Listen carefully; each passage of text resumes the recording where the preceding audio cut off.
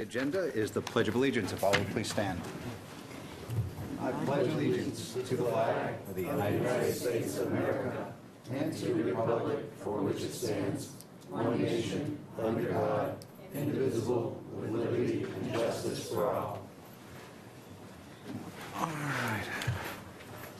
Thank you all. Just for purposes of the evening, we are without a clerk, and so we are going to appoint Mr. Kusha as the clerk for the meeting.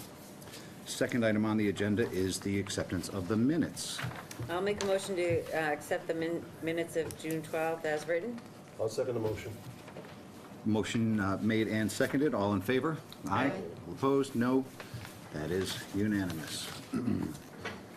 Next item on the agenda is the petition of Connie and Nicholas Vergados for property at 1717 Turnpike Street. If Mr. Clerk would read the notice.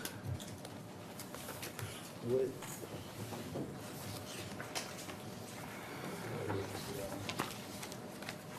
here. I have them in order. Notice is hereby given that the Board of Appeals will hold a public hearing at the Town Hall at 120 Main Street, North Andover, Mass. on Tuesday, August 14, 2018, at 7:30 p.m. to all interested parties interested in the petition of Connie and Nicholas Vergados for property at 1717 Turnpike Street, also known as 1731 Turnpike Street, map 107.B, parcel 0018, North Andover, Mass., in the GB zoning district. The applicant is requesting a finding pursuant to Town of North Andover zoning bylaws, section 10.8, that specific and material changes have occurred sufficient to permit the applicant to refile an application for variances at the property. Applicant's original application, 2018-018, was heard on April 10, 2018, and May 8, 2008. It was denied by notice of decision filed with the town clerk on May 21st. Application and supporting materials are available for review at the Office of the Zoning Department located at 120 Main Street, North Andover, Mass., Monday, Wednesday, and Thursday from the hours of 8 to 4 p.m., Tuesday from the hours of 8 a.m. to 5:30 p.m., and Friday from 8 a.m. to 11:30 p.m. Thank you, Alan. And before we begin, I just want to make clear to everybody in the gallery, anybody who's watching at home, that this is what's called a repetitive petition. It's a petition that was acted on unfavorably by the Zoning Board of Appeals. The applicant has 2 years in which to file what is called a repetitive petition. Tonight is the only thing that is being discussed is whether or not the new application, this repeat, is a specifically and materially different from the application that was made and was met with an unfavorable decision. So this is not about the merits of the underlying application. This is just whether or not today's application is different in specific and material ways from the prior application. So with that, the floor is yours. Good evening. Steve Sawyer with Kristen Sergi. I'm here with Connie Vergados. So I'll just briefly, I'll quickly just go over the changes as far as the site. The building itself was reduced by 200 square feet reduction in size. There were some items that, the issues prior was the distance that how close the parking was to 114 at Turnpike Street. That parking has been shifted back to give a much longer driveway there. Also, the building has been pulled away from the sideline offset. With the shrinking of the building, we've increased the sideline offset variance, or the sideline offset, reducing the variance request at that location. And also, I think a major item was the building type. I think Connie had sent out the architectural drawings or the renderings, conceptual design of the building. It's actually looks more, particularly from the rear, the residential area. The residential area, it looks more as it's similar to a residential building. I think there was a comment regarding it looked like a 7-Eleven. So the rear, looking from the rear residential area, it'll look much more residential in nature and provide a buffer to 114. I think I'll let Connie talk about some other details regarding the building and the proposal here, the changes proposed here. Thank you. So I think a big concern concern at the last meeting that unfortunately I was not able to attend. We made substantial changes to the structure because after the first meeting where it was deemed a 7-Eleven, we came up with another drawing which was looked on a little unfavorably, that it was a little bit too cosmopolitan and too commercial for the area there. And so I went ahead and we had another drawing drawn up that you all have, and there you have copies of, with a cupola, a lot of molding. We changed it to be a little bit more New England style. Again, this is still a conceptual. We would like to probably add a couple of dormers to this if we're going to go with this type of a style. But honestly, I didn't want to have to pay to have another drawing rendered adding a couple of dormers to it, because I really thought that we were going to be focusing on the zoning and the size of the building and getting the zoning variances that we needed. So that being said, we did change the structural style as much as possible, but as you look at this building, it is still a conceptual, and I probably will add a couple of dormers, which will only add to the New England flavor of the building. We did make the building a little bit smaller, so in doing that, we, as Steve mentioned, we don't need as much of a variance on the side, and we did push the parking all the way back as much as we possibly could so that we would have the setback be a little bit greater, which I believed was a concern for members of the board and some of the neighbors. And as I did mention in that letter that I put into the packet that you all hopefully did receive, we're very open to working with a design and making something that's going to be favorable for everybody, because we do want everybody to be happy with the structure that's there. We just really need to know whether or not we'll be able to get the variances to put a building up to begin with. That's really where we're at. And I'm happy to answer any questions that you might have. Okay. What I omitted to, we'll come back to you, thank you very much. What I omitted to report to the gallery and to the folks at home is that there is for a repetitive petition, there's actually a second stage. So assuming that the zoning board tonight offers a favorable review of the repetitive petition, finds that there are specific and material changes, then this still has to go to the planning board, and they will do a similar review, whether or not there's the specific and material changes to it. If the planning board offers a favorable review as well, then the petition will come back in its kind of fully gestated. There will be more complete drawings, more complete plans, and there will be an opportunity for the neighborhood to discuss the merits of the petition itself. Again, tonight is merely about whether or not this application is different from the first. So with that, I'm sorry to have interrupted. The first, I think I've got a couple of quick questions, one of which is probably going to be harder to answer, maybe take a little bit of time. But the first question I have is there are before and after plans, which I assume are the ones up there. Yeah. And what it's indicating on the before plan is that the building was 1,180 gross square footage of retail. And in the second, in the after plan, there appears to be a side-by-side of 1,200 square feet, which totals 24. Yep, and if you, not to interrupt, but if you remember, that first plan at the last meeting was an error, unfortunately, on the engineer's drawing. He did not show the building cut in half, which he was supposed to do, and my apologies that he did not present that to you correctly at the last meeting. So I know that it was brought up. I did watch the meeting several times, and they mentioned it, and they brought it up here. So that really was just a typo. It was really an incorrect error. So for the purpose of our conversation, Sure. What should this before plan be saying again? Since Exactly this is all what that's before us. well, it should have said, If it was split in half. if it was split in half and it was 2,600 square feet, it would have said, It was 2,600 total, so 13 yep, and 13? 13 and Okay. 13. Thank you for that I'm sorry about No, that not at all. error, actually. So the second question that I'm going to offer, and then I'm certainly going to open it up to the board. Again, we are doing specific and material. That's the language in the ordinance. That's what this is all Yep. about.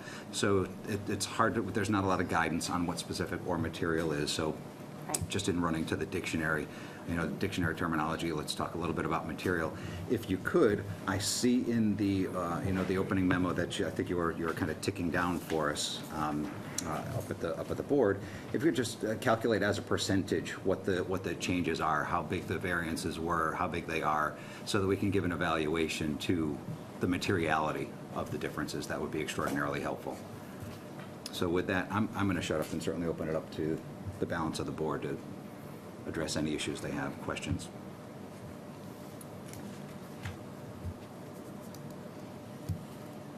Nothing from the board? Yeah, I guess I have one question. I'm going to actually refer back to Ellen on this one. I thought she had raised an issue about whether there would be access for emergency vehicles going around the building.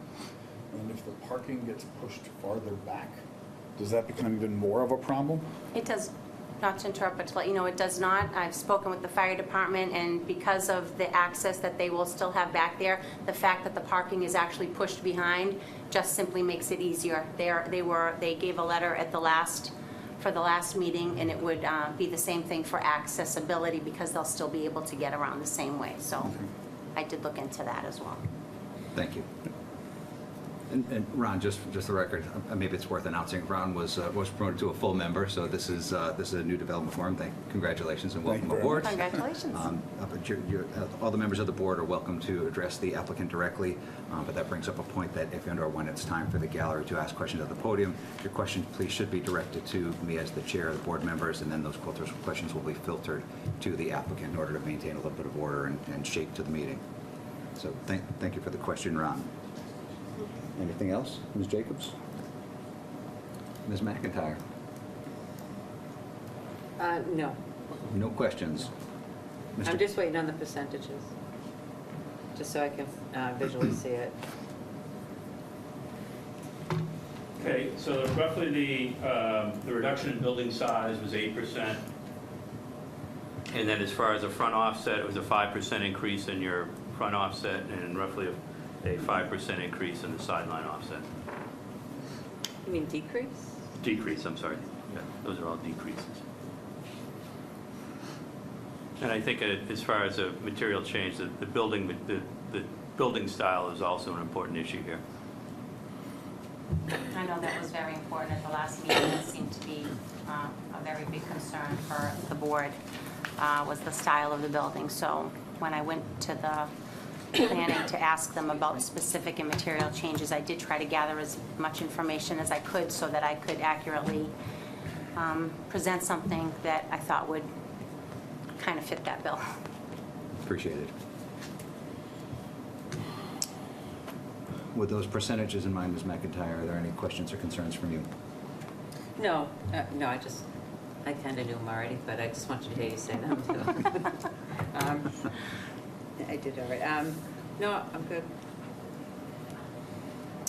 Okay, then with that, unless there are any objections from the board, we'll invite the gallery. Any comments, questions, or concerns from the gallery? Objection from the board?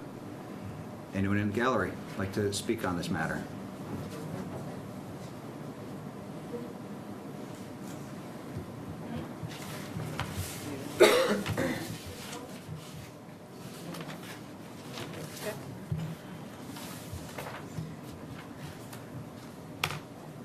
So Paul, I think you covered procedure-wise, what we're here and what's going to happen with zoning, planning, and then if approved, then future applications. So most of the comments should probably be more based on procedure-wise as opposed to application-wise, because it's not an application. It's not an application, really seeking public comment, and again, I'm sorry to be beating this, but oftentimes it gets lost. So essentially, there's a side-by-side there. What's different? Does that qualify as specific and material is kind of what the commentary that we're going to be Correct, that's looking for. So your name and address, please. My name is Carolyn Castaldo. I live at 85 Colonial Avenue. Thank you. Okay, one thing that I would like to ask, and I don't know if this is important, but has any of this has it gone through a certified survey? Do we actually know where these lot lines are definitive? Because I would think with asking for all of these variances, that would really be relevant. Because there's a fence, and we all know that fences get put in places that maybe are not necessarily indicative of a certified plot plan. So I'd like to ask that primarily, because I think that's really important. Fair enough. So that question to the applicant. My understanding is that our survey department has run a boundary on this, and I guess if it's considered a substantial change, or a a change and we come back, I will confirm that there is a certified plot plan that's part of the application. I believe the original application, it was a certified plot plan. And that was done by an engineering firm, It would or? have been done from our survey department at Christensen. Okay, Survey. so would that be presented to the board? Because I think that's important. Because we're dealing with a very small, non-conforming lot. So that is really relative. If that back border to Mr. Carter's property is not properly surveyed, that could be a real problem in granting any of this. So that's one of my concerns.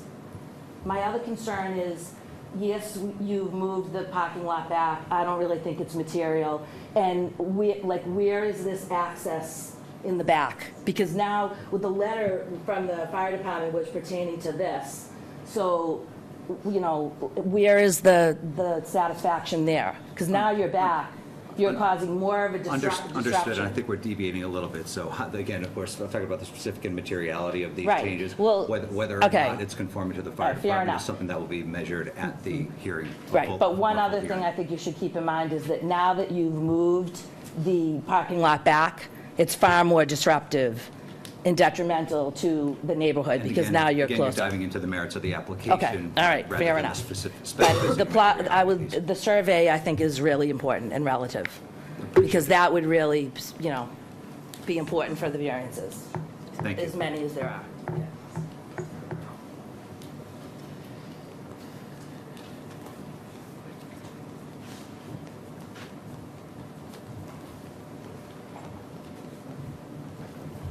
Good evening, Hi. Wendy Kahn, 51 Colonial Avenue.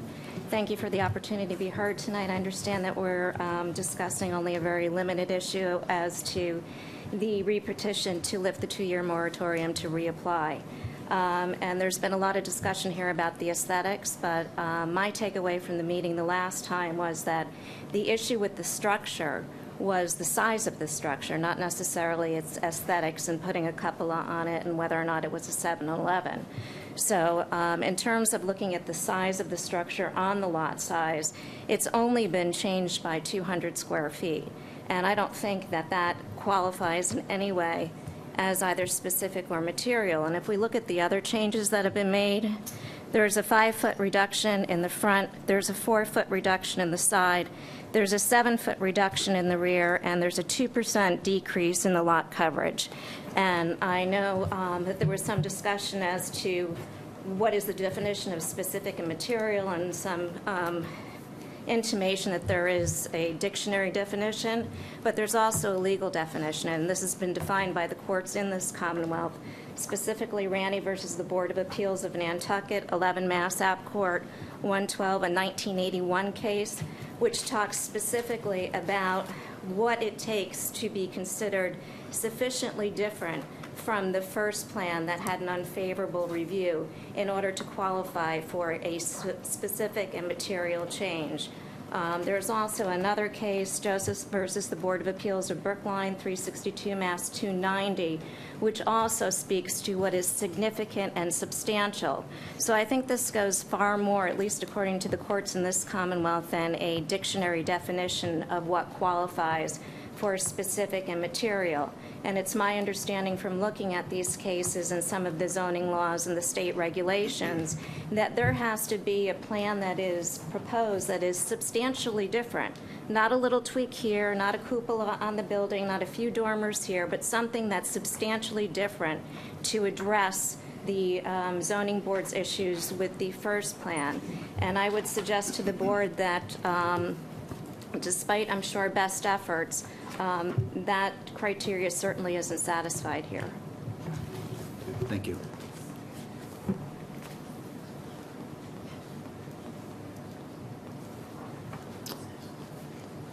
Anyone else wishing to be heard?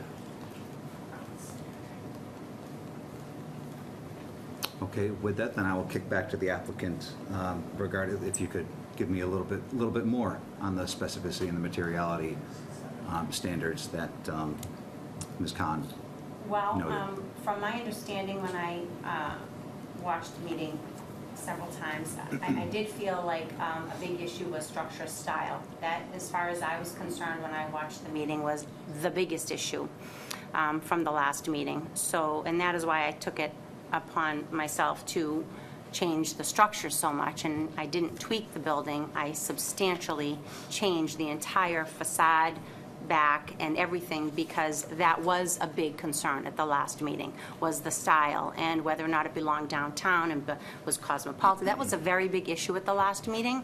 So I, first and foremost, hit that one. The second thing that I did was, again, we had presented a 2,900 square foot building. So it may seem like a little tweak, but it really isn't compared to what we originally presented. I understand it was at the last meeting, but we went down to 26, and this time we went down to 24. And as you all know, I did mention before, but I did do a cost analysis to put up a structure, and you really can't maintain a structure on that property any smaller than this. It's just going to be not cost effective to put it up and to maintain it on the highway there. And so I went as small as I could to be able to run a business successfully and make it, again, smaller and more New England style, which was an issue the last time. And the third concern that was brought up at the meeting was the setback of the parking. And I took the parking because it is a non-conforming lot, and we put it absolutely as far back as we can go without hitting any other line. There's already variances that are required. So being a non-conforming lot, we pushed the parking back to address the issue from the last time as far back as we could. So for me, I feel that that is specific and substantial change to the entire proposal that was brought up at the last meeting, and that's what I changed. I changed every single issue that was brought up as much as can be changed for that lot. Is there anything that you could put up on the board that would be a side-by-side that would show the difference between the design from the last meeting and the design Yep, presented today? yep, no.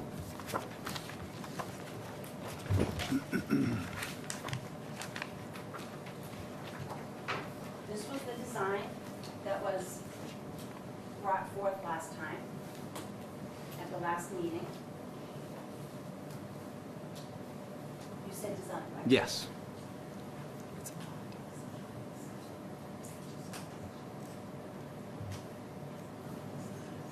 Mr. Sawyer, she may need a hand over here.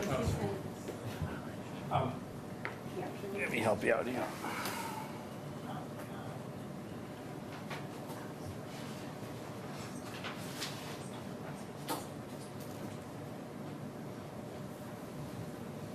So the last meeting, that we had already changed from the very first structure, was very, to use Caroline's words, very cosmopolitan. And Alexandria's concern that it belonged downtown because it was similar in style to the buildings that were put up downtown. So although I felt like it was very, aesthetically pleasing, and I would make it aesthetically pleasing as much as possible, this was the design that was brought forth. At the last meeting, that was a very big concern. That was, the most time was spent talking about the style of the building. So we changed it completely. We changed the entire roof line, the whole structure. We've added moldings, and adding a cupola and a couple of dormers is not, in my opinion, a very small change. That's a substantial change in style when you look at that building and you look at this one. Again, the back being much more residential, so anybody coming out of Colonial Drive will see the back, if you can even see it at all. It is much more residential. And as far as going around the building, it's the same. The driving around would be the same. So this and this is quite substantial and very specific. Thank you. And actually, there's one, I don't have the specific case, but there is also cases on the other end regarding changes that warrant a reapplication. In discussions with a colleague in my office, he had mentioned there was a case, I believe it was in Nantucket, where changing the paint color was sufficient enough to reapply. So I don't have the specific case. Sure. Thank you. Any further questions from the board? And shall there be a motion to close public comment? So moved. Second. All those in favor? Aye. Opposed? Okay, unanimous public comment is closed, and the deliberations of the board are to occur. Thoughts, members of the board? I agree that one of the biggest issues that were brought up was the look of the building, and I don't think anyone can argue that it is incredibly different now. I appreciate that the comments that were brought up were put into use and put into play. I think when you take it as a whole, I think there is enough change. Thank you. Any other commentary? No, I would agree with that. I think every effort has been made to address the comments that were prevalent at the other meeting. So I would concur. My vote too. I agree. All right. Anything to say? No. I agree. I think that there is, with the size of this lot, there is very little that can be done. I agree with the commentary or the thought that maybe coming from the gallery, because I certainly share them, that an 8% change in the building, 5% change in the setbacks, 2% in the lot coverage, those, to me, aren't arising to a materiality level that would get my approval to continue. However, taking things as a whole, I recall the design being of extraordinary importance, the subject of lengthy conversation, and what the applicant has proposed today is a design that is way beyond, materially different from the original. Is it a final design? Not necessarily. Is it something that may be tweaked by the planning board? Is it something that may be tweaked by the zoning board if this comes all the way back? I got to believe that every applicant would expect the answer to that to be yes. But nonetheless, I'm certainly disposed to end the deliberations of the board and hear a motion. For purposes, actually, before we do that, for purposes of the gallery and the folks at home, motions are always made in the affirmative. So just because the motion is being read in the affirmative does not mean that is the way that the board will be voting. This is also a matter that will require supermajority. It will require 4 of the 5 members to approve in order for the applicant to be successful. So with that, is there a motion? I'll make the motion, just how do you want me to word it? Yes. To be honest with you. Do you want me to do it? Okay, All right. I'll defer to Ellen. All right, so Thank you, Ms. McIntyre. I'm going to make a motion to adhere to the finding of the original application on 2018-08, which was held on April 10th, 2018, May 8th, 2018, and was denied by notice of decision filed with town clerk on May 21st of 2018. So did I hear you say that today's application is there are specific and material changes have occurred? No, so my, what I basically said is I'm gonna, that there are no findings. I mean, that I agree with that, there should be no findings. It's been a long week, sorry. Just got back from vacation, so brain needs to be dusted off. Correct, that there are substantial differences to the decision that we made. We're making a finding of specific and material changes. There you go, see? I knew he'd tweak it. All right, there is a motion, however convoluted, made. I'm a PC. Is there a second? I'll second it. A motion made and seconded. Ron? In favor. Alan? Yep. Ellen? Yes. Alexandria? I am an aye, so that is 5 votes. That is a unanimous approval. The finding Thank is you. made. Yeah, I knew what I was trying to say, but.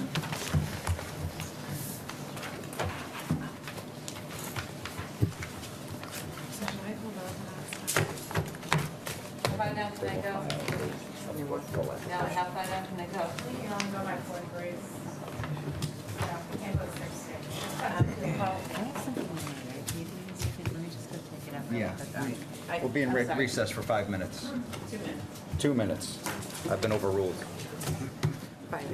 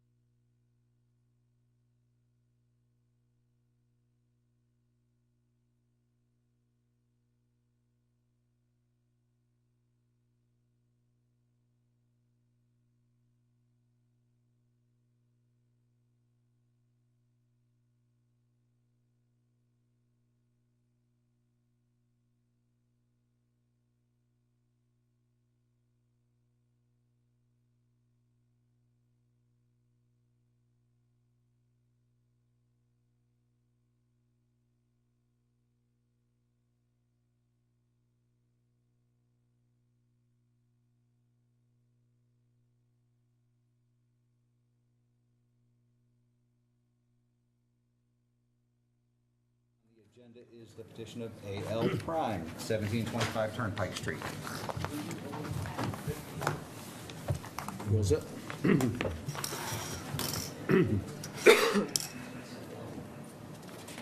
We all set? Yeah, fire away. Notice is hereby given, excuse me, that the Board of Appeals will hold a public hearing at the Town Hall at 120 Main Street, North Andover, Mass. on Tuesday, August 14, 2018, at 7:30 PM to all parties interested in the petition of A.L. Prime Energy Consultant, Inc.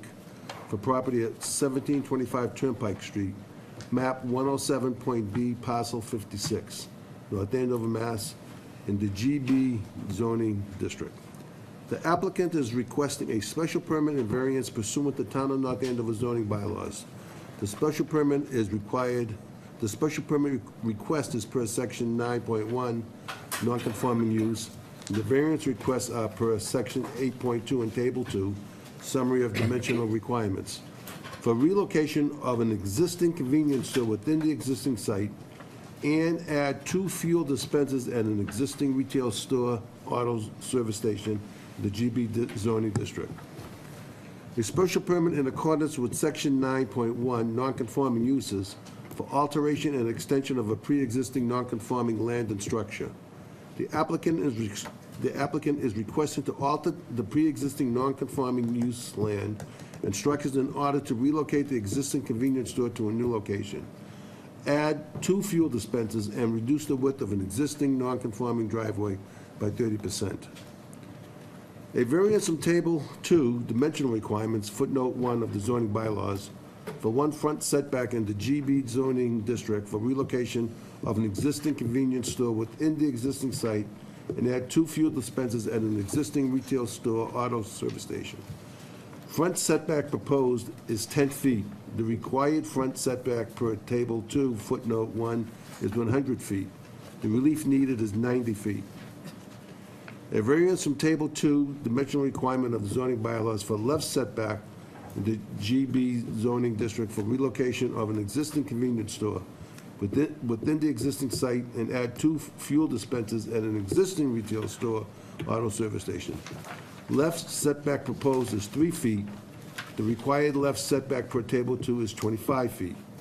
The relief variance needed is 22 feet.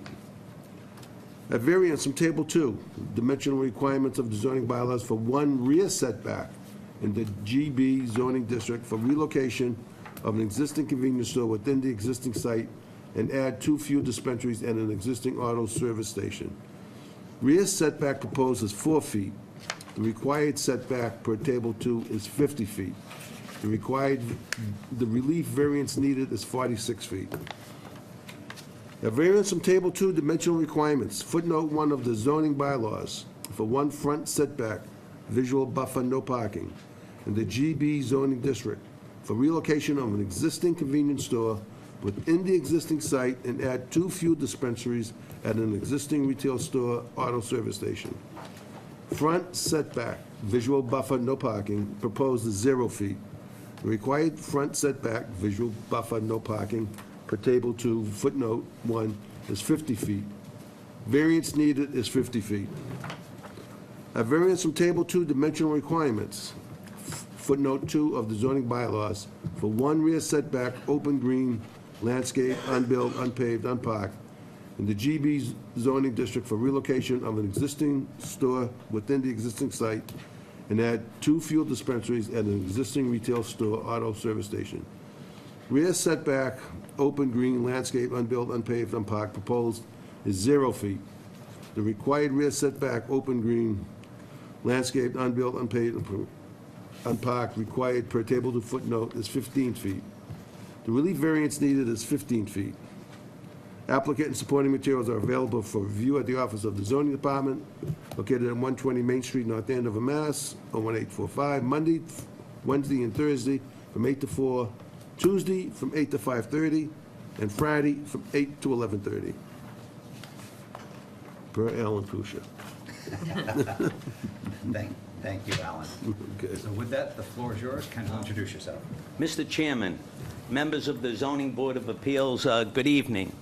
My name is Anthony Capani.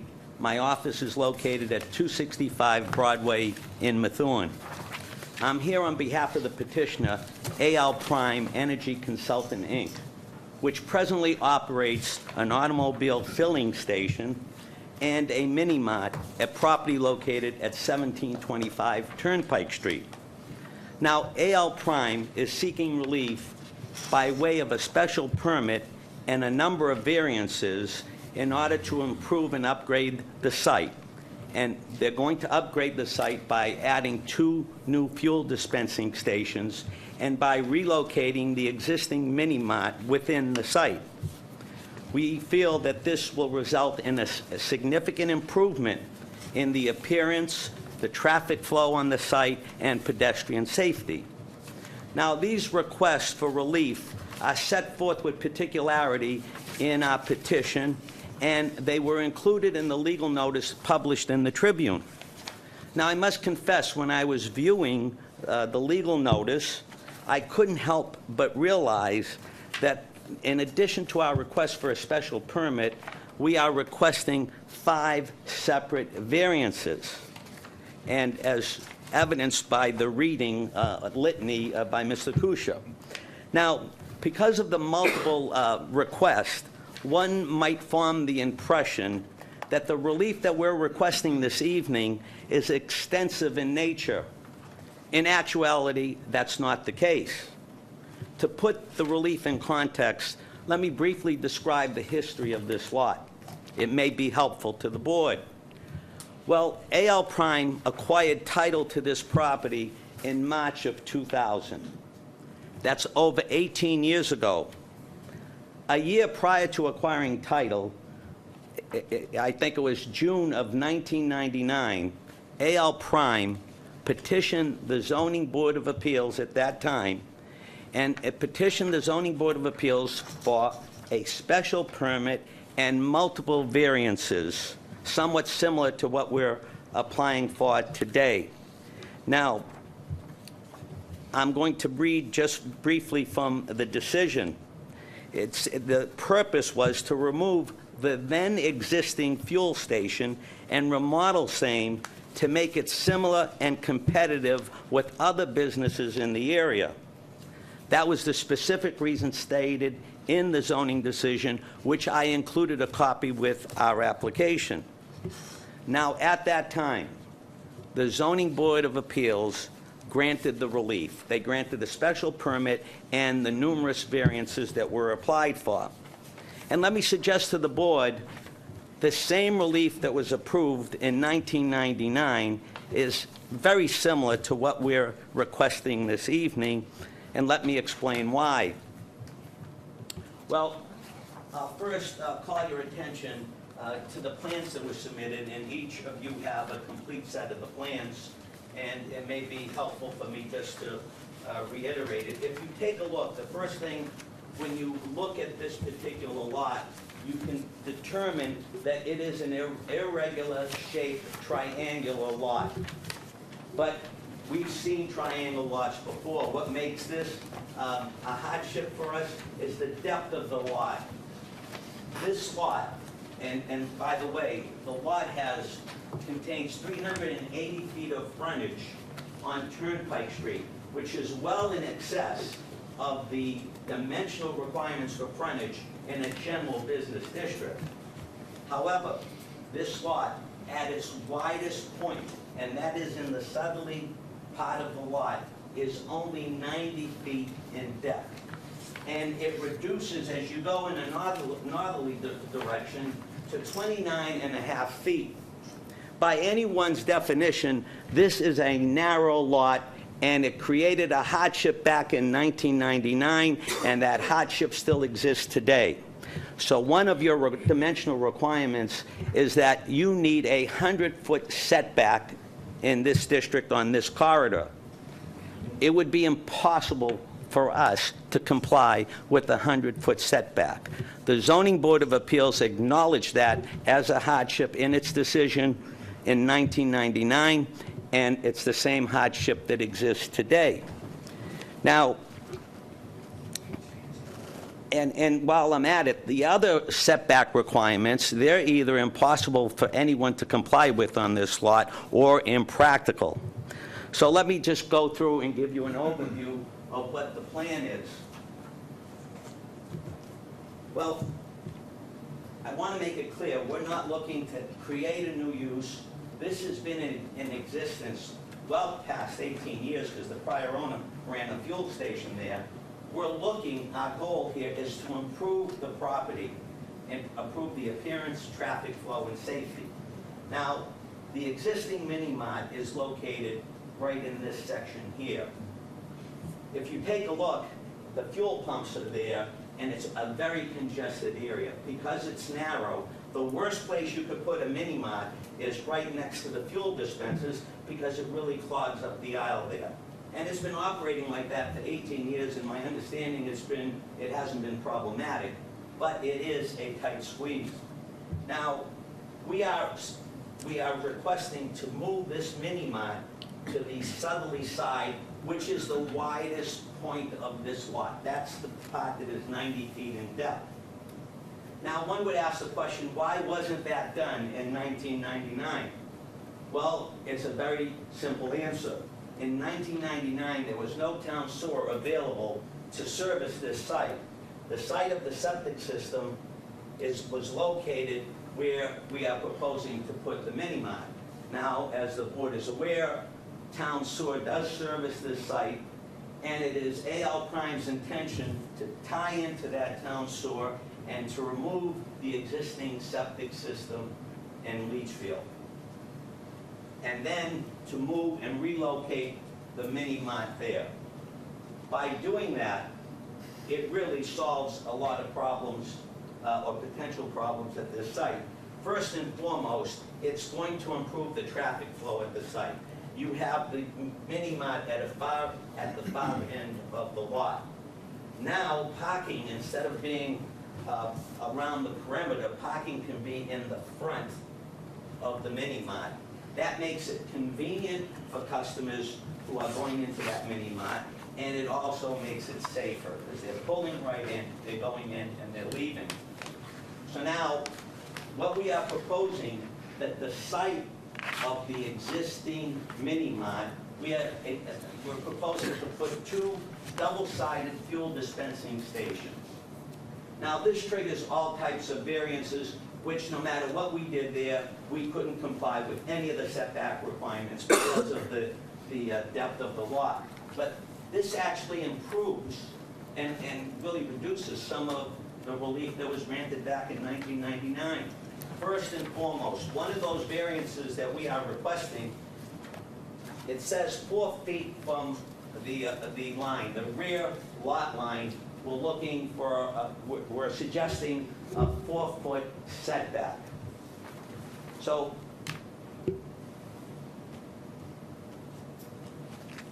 if you look, this 4 feet setback, it's somewhat illusory. That 4-foot setback is not for a structure in the ground. That's for an overhang canopy. That canopy is above the fuel dispensing station, and it's not really anchored to the ground in that location. So even though we're technically applying for a 4-foot, we're only allowing a 4-foot setback, that's really for an overhang variance. That's only for an overhang canopy. If you look where the new mini-mart will be, that's almost 15 feet back. That's actually a better setback than the existing mini-mart. Now, if you take a look, and I'm just going generally, and then I'll specifically address the variances and just summarize what I've said now. This is a general business, this lot is in a general business district, and it abuts a residential district. And we know that there's a super buffer required whenever you're a commercial abuts a residential district. Now, there's an additional 15 feet. Now, I'm going to suggest to you that this residential district is unique. It's different. Why is it different? First of all, there's never going to be any dwellings there because it's owned by the Commonwealth of Mass. It's a state forest. So, all of the concerns that you have and all the reasons why we have these dimensional requirements of super buffer to protect the butters, especially in a residential neighborhood, really don't apply because 90% of this lot abuts state forest. Not only that, if you were to walk the lot, and we're looking at buffers, you'll notice that there is a natural buffer. Take a look at the elevation and slope and the trees that form a natural buffer at the rear of this lot. If I may, Mr. Chairman, may I approach? I have a couple of photographs that we weren't able to blow up. Can I approach? Certainly. So, there's a series in this.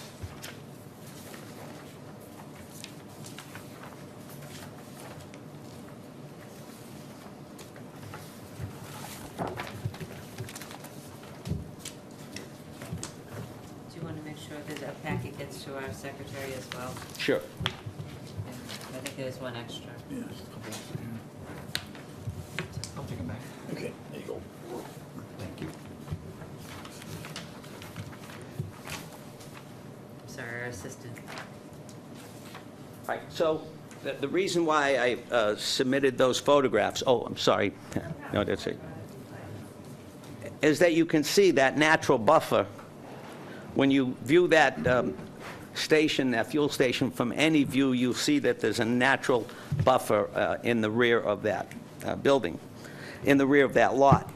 Now, by adding 2 new fuel dispensing stations, and if anybody has been at the site and has used it to obtain gasoline, you'll notice sometimes it can be a queuing.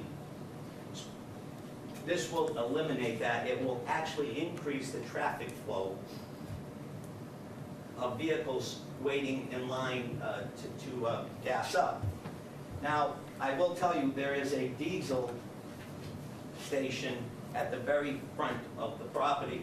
That diesel station, one side of it services trucks. It has a high-velocity fuel pump.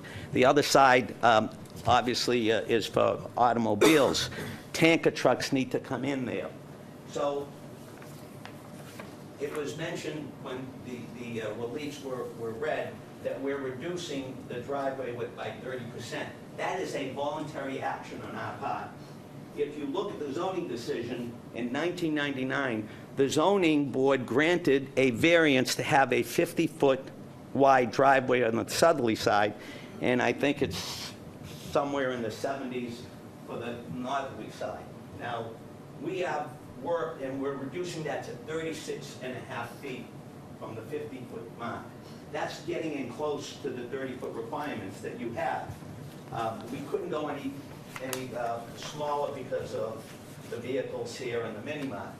And we're working, and we'll probably have to work with the Department of Transportation on regards to that driveway width. But right now, we're looking to keep that the same until we can figure that out. So tanker trucks have to come in this way, so we need a wider opening in order to refuel. And those trucks that come in, diesel trucks, would need that extra opening. So that's something that's a work in progress. So How do they get out? they get out from the southerly side. So they're gonna, There's an aisle that they can get out, turn around. Is that right? Yeah. I'm not seeing the aisle, unfortunately. Okay, you may not see it, but right here, and it was recently paved, I think. Right here, if you come this is that's an aisle to drive up. With the reduction? At 30? Even by reducing. No, you're this, reducing that pavement as well, right. if I'm It's reading this correctly. side that we would have trouble reducing. Reduced driveway width, okay. Yeah, it's the southerly driveway that we're reducing. That will, the 30.5 feet will give those trucks enough turnaround radius. Now, we've also submitted with our application a traffic report, and even though it wasn't necessary, we did a wetlands assessment, and none of those seem to be the issue. Getting back to parking, there are 6 spots in front of the mini-mart. There are another 2 spots on another section of the lot. 7 spaces are required. We are providing 8 spaces. at the site, so we have one more than we need.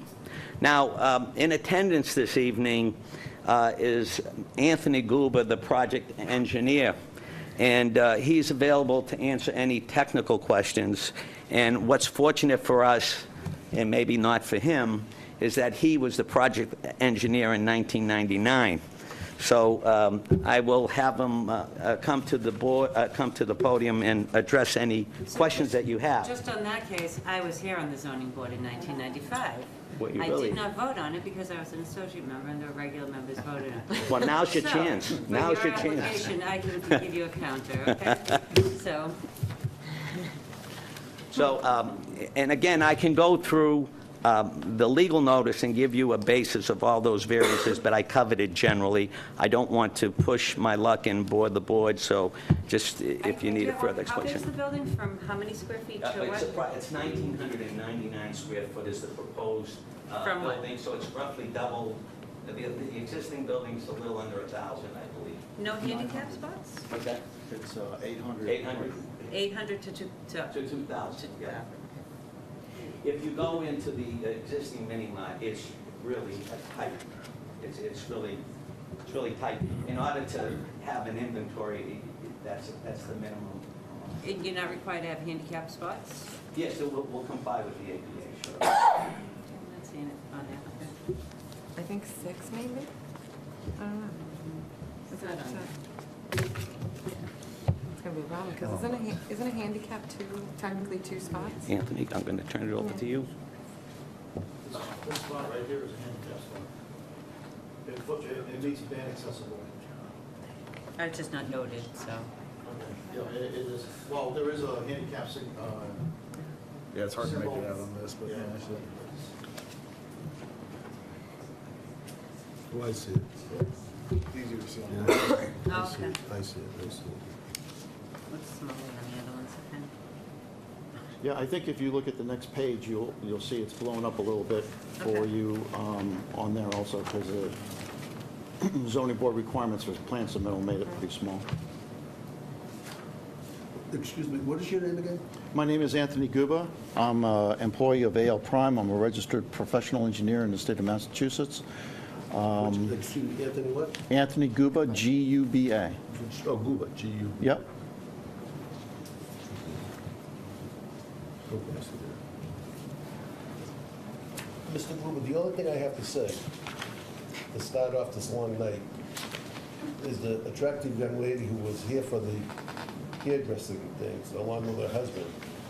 When they submitted the original plan that we since have modified, the neighbors had quite a concern about setbacks. And I'm sure the neighbors are here, and they're going to be equally as concerned about setbacks as they were with Miss Connie's things. Miss Connie, excuse me, okay. But proceed, but do you understand any history that was with Miss Connie's application? I'm not really aware of the history of that application.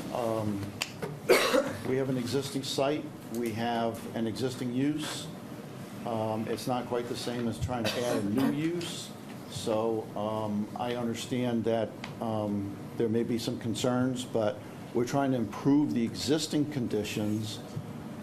If it's denied, it's not like there's not going to be anything there. I understand, I understand. I just think there's a lengthy history with Miss Connie's application with all of the neighbors. I understand. And traffic concerns, and setback concerns, and neighborly concerns. And I'm crazy, and I'm stupid, and I've been called many things, but if you did a little history or saw some films as to what the neighbors were concerned with, I don't think you ever would have proposed this. Can I just... Okay, I'm just being candid Yeah, with you, yeah. Anthony, Yeah. Mr. Capani. Yeah. Okay, I'm just being candid. Yeah. Okay? I understand that it's a grandfathered use, okay? But you're wanting to take, and that was one of my questions, by the way, the convenience store, double the size, Yep. okay? Yep. I sat there for 20 minutes this afternoon, watching the traffic go in and out. And that's a busy gas station. As Alex knows, it's the cheapest gas around, right? I am well aware of that. I Right, appreciate but as that. Alex knows, it's the But cheapest gas around, okay? It can be a nightmare. Right, okay. And I just think it's a grandfathered use, and the town has to accept the grandfathered use for what it is. But what you're asking is a big enchilada here, for lack of other words. Okay? I just think you're asking for quite a bit, and I understand where we can tweak it, we can improve it, and I'm only one vote. I'm only one vote, okay? Okay, and I want to understand that. But on the surface, with Miss Connie's application and all the concerns of the neighbors, if you had watched some film, I think the application might be a little different, that's all. May I address that? Absolutely. All right. First, let me clarify. Again, 90% of that rear lot line abuts state forest. But unfortunately, where the Yeah. 10% Right, is the residential But- part, but where I- you're doing the most change. I Without a mean, natural buffer. So, I mean, The berm ends well that's all before you get to the well and dumpster. great, but And Mr. Capani, let me say one more thing. Yeah. When Miss Connie applied, I informed the neighbors that if a variance wasn't allowed because of the 100-foot setback, in my opinion, it was an eminent domain taken by the town, because literally nothing could be built there. Okay, if all the setbacks were rigidly enforced, nothing could be built, and it's really an eminent domain taken, correct? Maybe. Yeah, well, okay, so, you know, You we're may trying have to... a lot that's not buildable, that's not an eminent domain, but And hence the board's trying to work with Ms. Connie. Okay? Okay, and hence the, you know, we're trying to work with Ms. Connie. But continue. Okay, so my opinion is that if there were a lot and it was not buildable because you could not meet any of the setback requirements, I don't see that as an eminent domain case. I see that as being appealed to the Land Court or Superior Court, and the court says you have to allow them to build something there, but I don't think it's an eminent domain case. As far as this being a non-conforming use, I would have a different opinion. The use of an gas station, instead of using the words in the ordinance, a gas station is allowed as a matter of right in a general business district. The use of this lot is allowed as a matter of right, both the gas station and the mini-mart. What we have is a valid non-conforming structure. And let me state that when you have a valid non-conforming structure, depending on how the city enacts their ordinance or whether they mirror the statute or so forth, understanding that pursuant to your ordinance, you can grant a special permit, and the standard that the board applies is favorable to the applicant, because you have to find that the new use, the new change or alteration or extension is substantially more detrimental to the neighborhood than the existing use. So that somewhat favors an applicant when we're looking at that. So when we're looking to relocate, we're not looking of a non-conforming use, we're looking at a non-conforming structure, and we need a special permit for that, and the standard, again, is the board has to make a determination that doing that is substantially more detrimental to the neighborhood. So now, let's examine the location of that mini-mart. First and foremost, the existing mini-mart was closer to that rear lot line, but now we're moving it here, and there's a small section of the corner of that lot that abuts another residential neighborhood. Now, this happens quite frequently, but let me just state that abutting that lot line, and because it was an error made initially when the town was looking at this, they thought we needed a 40-foot setback to the left because they thought that was residential.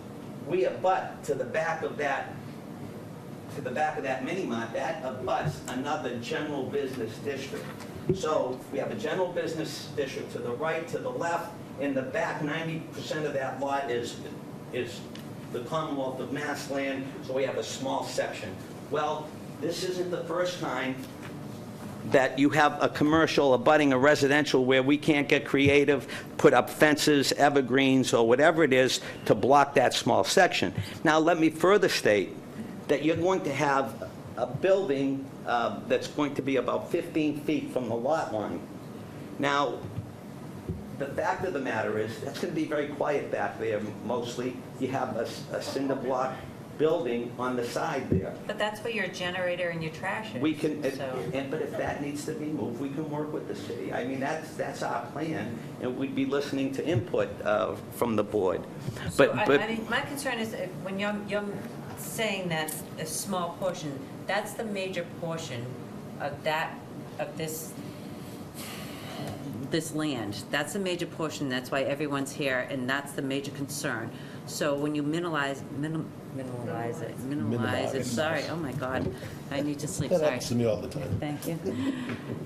I think I mean, you have to look at that portion. That's probably, I would think, the most important portion of the rear setback, the rear lot line. All right, so may I suggest we continue this until your next meeting?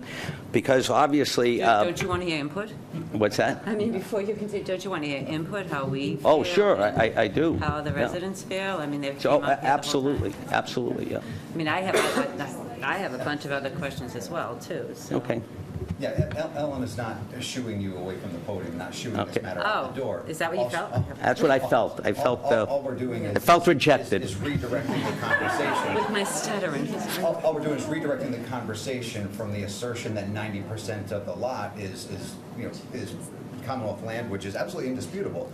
The dirty trick is that the 10% that we're talking about is a residential backyard, and it is where the trash is currently sited, so that's what And we're the gonna talk generator. about. It is where the trash is sited, and it's nowhere near any kind of element of conformity, which you cannot achieve. I 100% agree. The zoning in this lot and certainly the shape of this lot makes zoning extraordinarily challenging, if not downright impossible. One of the places that Ellen is going, and I'm going to continue to go, is that just because it's challenging does not mean that we eliminate zoning. And once we get into single-digit setbacks, it's like my hackles get raised, frankly, because somebody needs to do a better job than to say to me, 3 feet's good enough. I think you guys should approve 3 feet, whether it's a commercial district or not. The person who is in the lot adjacent to that, not now, but eventually, or even now, isn't going to want to look at the back of a cinder block building 3 feet away from the lot line. So I But guess that's 15 feet away. all that we're saying, I think, is, again, we're not shooing you from the podium, we're not shooing this matter out the door, just redirecting the conversation into the intensity of the variances requested. I don't think you're going to hear from anybody on the board that the use is problematic, the use is existing. So I would love for us to eliminate the discussion of agreement on that. Stipulate that. I absolutely agree. The use is conforming. It's the movement of this building, that it is 2.5 times larger than what is existing. So that is a substantial extension of this building. It is not minimal. If you were moving an 800 square foot building, would make this configuration a lot easier to work with. Unfortunately, we're not in that space. We're in a proposal with 2,000 square feet, backed up 3 feet away from the abutter. So that's just where I'm coming from, building on Ellen's thought, I think, and hope. And certainly I'm not trying to dominate the conversation. Love for you to respond if you're interested, or to hear from other members of the board. So, now, I do have a quick question. Why can't you extend the pumps over where you want to put the mini-mart and just redo that mini-mart? I mean, it is quite old, so, I mean, I understand it's... For traffic site circulation, there's no way, if we relocated dispensers here, no one would be able to use the driveway. Once they got here, they'd be trapped. You could pull in, but then you have to back up to get out. So, And your tanks are going to hold an additional, there's no change to those tanks, so those tanks are going to hold enough for those additional pumps? So you're not doing anything to the tanks? no need to do anything with the tanks. That's a separate function from the dispensers. You could take a look at the dispensers as being similar to cash registered in a grocery store. So the number of cash registers that you have doesn't necessarily increase the amount of groceries you sell, but it decreases the lines of people waiting to check out. So the same thing happens with the gas dispensers. The additional gas dispensers should reduce the queue and wait time of customers that are there. So why did you choose to make the opening smaller when you're having a tractor trailer or a tanker come in? Do you think is it because you can't even get there because if someone's parked there, you won't be able to get out? Yes, part of the reason to make this driveway a little bit smaller is to protect the parking in front of the building. And because at this point, when a truck comes out, we're maintaining that angle so that it'll be able to go out. So at this point, the driveway actually meets the existing pavement or corner of the pavement of the driveway. The reductions at the property line, which is where it's normally measured. And a truck who's getting diesel, that you said many trucks come in, can do that with the car next to it, make that Yes. cut? The back of the car would not extend beyond that curb, so it would be protected by that curb. And a truck that is either dropping fuel, a tanker truck would come in and be able to leave, and a truck that is a patron that is filling up with diesel would be able to follow the same route. They can make, a truck can make the left-hand turn there? There's enough room to make a left-hand turn out, or they have to go A right? larger truck may have difficulty making a left-hand turn, but it would be no different than it is today. Before we get too far away from the suggestion that cars are trapped if you move the dispensers to the south, they wouldn't be trapped if you simultaneously moved the driveway. Is there an issue with moving the driveway? Well, we could possibly, well, all the driveway issues are going to have to go through Mass DOT. So whatever we propose or whatever gets approved will eventually be trumped by the Mass DOT.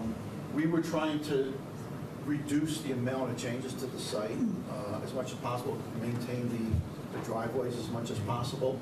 I think that there's a restriction as far as the distance of the driveway to the side property line. So there's only so much of a distance before we need another variance to allow the driveway to be so many feet to the sideline.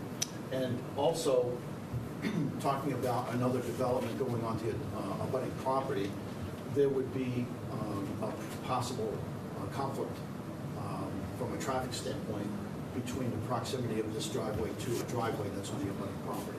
So I prefer not to move that driveway south. Understood. For purposes of our conversation, because we are certainly going to be meeting again, if you would explore the limitations, what is the, I don't know the right language here, how far south could that driveway actually, Mass DOT aside, because we're not there yet, but how far south could that driveway be placed is a question that I would ask and hope to have answered. Not tonight, but certainly for our next meeting. I can answer you right now that we would not move that driveway any further south. Because you're choosing not to, or because there is a statutory or regulatory restriction? I'd love to finish the question if I could. Yes. Because you're choosing not to move the driveway, is the dead set against it, or because you know that there is some kind of a statutory or regulatory reason for not moving the driveway? Partially because there's a potential, I'm not certain, I think it's 20 feet or something. That's the answer I was asking for, frankly. Yes. Tell me what that is. That wouldn't be the penultimate restriction, but the restriction would be our choice. And the main reason is unless the building is not here, with the parking being next to the building, there's no way that driveway can move and still have parking proximity.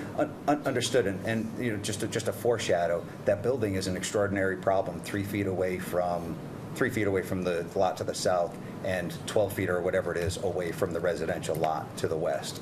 So in my mind, and I think where Ellen was as well, is that building is going to need to be explored a little bit more fully.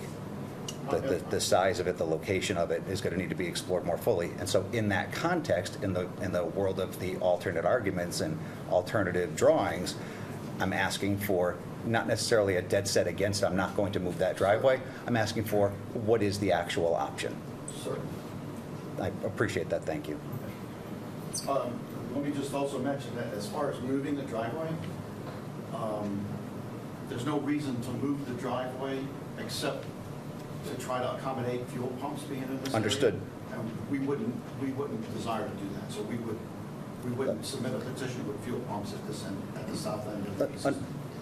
Understood. Look, everybody has their limits, and if we've already found the tolerance of the applicant, then perhaps we do not need a second meeting. So that's extraordinarily helpful to have heard. And why can't you put the pumps on the other side? Put the tanks on? We could possibly put pumps on this side. We're trying to reduce or keep the separation distance between the truck our fueling operation and the fueling operation for the automobiles. But does that mean you can? We I mean, I could- get your point. We could but- possibly put another dispenser here, yeah. So would you be able to put another dispenser on that end and then one on the other end? Or does You it mean up have here? to be, no, on the other side of where To the the three left. are? So No, one on we- each We side? wouldn't be able to put anything on this side. Okay. If the building stays. If, Even without the building, we would not be able to put a dispenser at this end of the property. Why? Because we're too close to the property line with a dispenser. without, so if you keep the building where it is now, right? You can't put a dispenser on each end of the We existing could put a dispensers. dispenser at this end. We could not put a dispenser here. When you say where the building With the is now, original do you building mean in the place. 800 square foot The building? 800, yeah, the 800 square foot building, Sure, if we didn't move the building, and Right. left the building where it is, correct. we could add a dispenser here, but we could not add a dispenser here. Why not? Because we would be too close to the property. Really? Okay. Even if the driveway shifted all the way to the property line, which I don't think we can do, we could not put a dispenser here and still be able to make that work. Oh, so it's more of the driveway issue as opposed to, It's a on-site circulation issue. Okay. Yeah, so we just wouldn't be able to put a dispenser there as far as redesign is. you could without, I mean, can you explore that possibility for us? I mean, to put them on both sides and We could explore putting one here, but we won't explore putting one you there. just won't? I know. Okay. Are you able to shift everything over so that you're able to put the two on the right? Possibly put two here, it's a possibility we could do that. We would not relocate the tanks. I mean, we're, I get not So you really. don't want to relocate the other 3 existing pumps?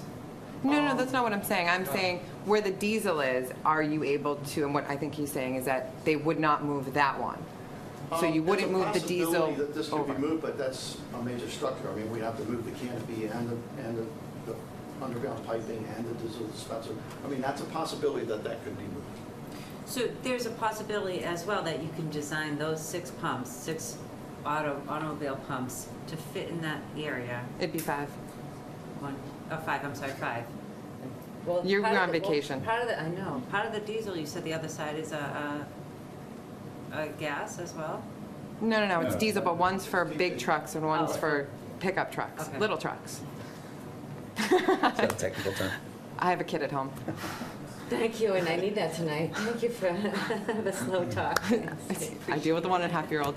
If that's something you can look into, because I think that might be something, I understand what you're trying to do with increasing the building size, but I think between the board and the neighbors, that's going to be a gut punch for a lot of people to try to swallow. I do also understand, because as we all know, I love this gas station. It's a little inconvenient location, but the traffic, the flow, I do get what you're saying. But I think you're asking a lot on what you I think presented. we would be open to taking a look at reducing the building and maybe trying to reduce some of the relief requested around the building. I know there was some concern about the generator. The generator is only going to operate during power show. So if the power doesn't go out, it might not operate all year. Apparently, you don't live in North Andover. At least not last winter. You don't live in North Andover. So we could relocate the generator possibly too, so that's not necessarily an issue. We like to have it close to the building. It's not a generator that gets fired up weekly or monthly for No. maintenance purposes? No. It'll be a gas, propane or natural gas generator, and it will just come on when the power is out at the location. It's not like the cell towers. They don't fire up like once a month. My daughter just put a generator in, and they have to fire it like once a month to make sure it's still working. Is it diesel? No, it's a gas, natural gas. We haven't had that issue. We don't fire it up that often. But you probably know that, that's pretty quiet. I don't live with my daughter, she has one. It's pretty quiet and pretty small. I don't Yeah, think- it's a small thing, it is. With a fence behind it, you won't see it.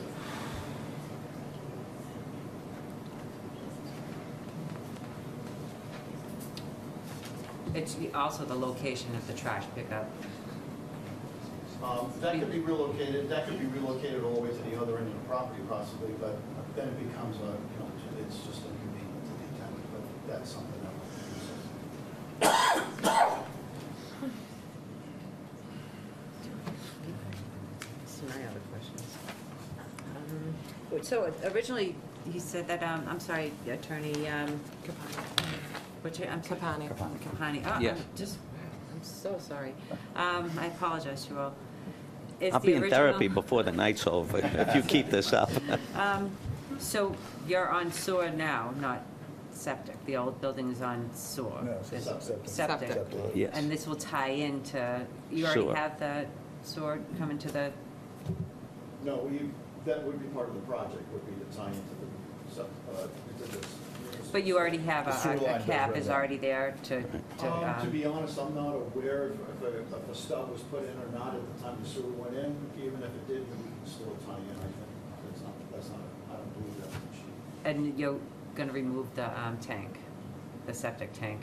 Correct. The tank, the leach field, all of that will have to be completely removed. To put a building on it, can you, is that? Yeah, you remove it all and you fill it in. It's very scientific of you, Ms. I Jacobs. try to be She's helping me out tonight. 1.5-year-old at home. Any other questions, Ms. McIntyre?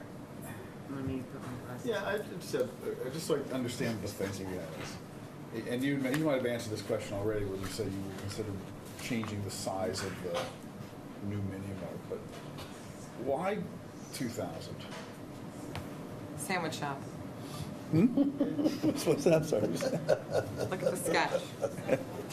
I'm just curious what the thinking was that when you're saying we need a 2,000 square foot one versus a 1,500 square foot one. It's the largest that we felt could fit on the property. Our normal store that we're building now is well over. Okay, so you're just going for maximum size. We went for the size that we felt would fit on the lot and meet what we need to do. And at 2,000 square feet, it sounds like there's a big increase, but by the time you add a couple of handicap restrooms, a walk-in cooler with a storage room that we don't have now, the actual retail space will not be significantly larger. It'll just feel less crowded. Okay. We're not looking to change any of the menu. We're not looking to add any items for sale or anything like that. Okay, thank you. So there's gonna be no Dunkin' Donuts, counter? They have a type- coffee spot in there They have your and own a sandwich coffee. case in there. Can I also talk about, so the design is very similar to what you have there. So basically what you're doing is you're taking this building, putting it on the side, pretty much almost exactly the same, but making it very much bigger.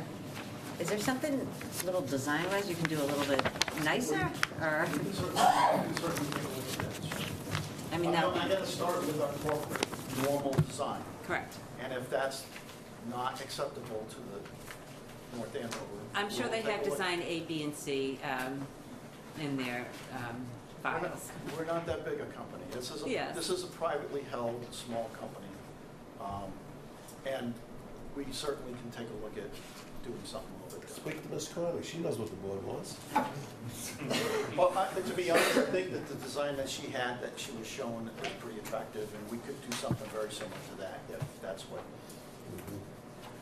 To be honest, I was under the impression that that type of aesthetic issue would be handled at site plan, not at zoning.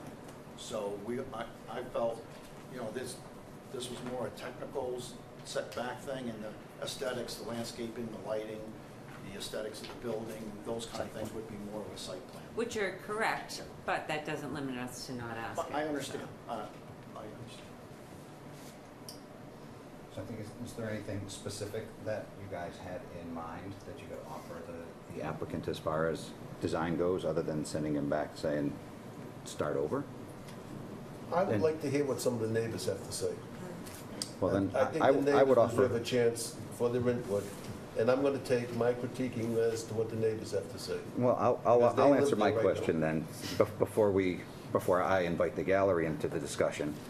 I would offer that certainly the side of the wall, so I guess it's the east-facing wall, which just has a sign and a bunch of concrete block, is something that's certainly going to need some aesthetic improvement, perhaps a window or two, even if they are faux. And the back of the building, so facing the southern, I don't know if I'm getting it right, the southern abutter, Miss Connie's project, that's certainly going to need to be something other than what looks like a prison wall. So that's probably the only, God, we have 7-Eleven in prisons. probably as specific as I can get, because Ms. Connie can help.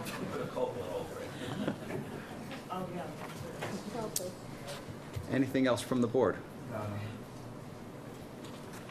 All right, then with that, it's absolutely appropriate to take Alan's suggestion and invite anyone from the gallery who would wish to speak.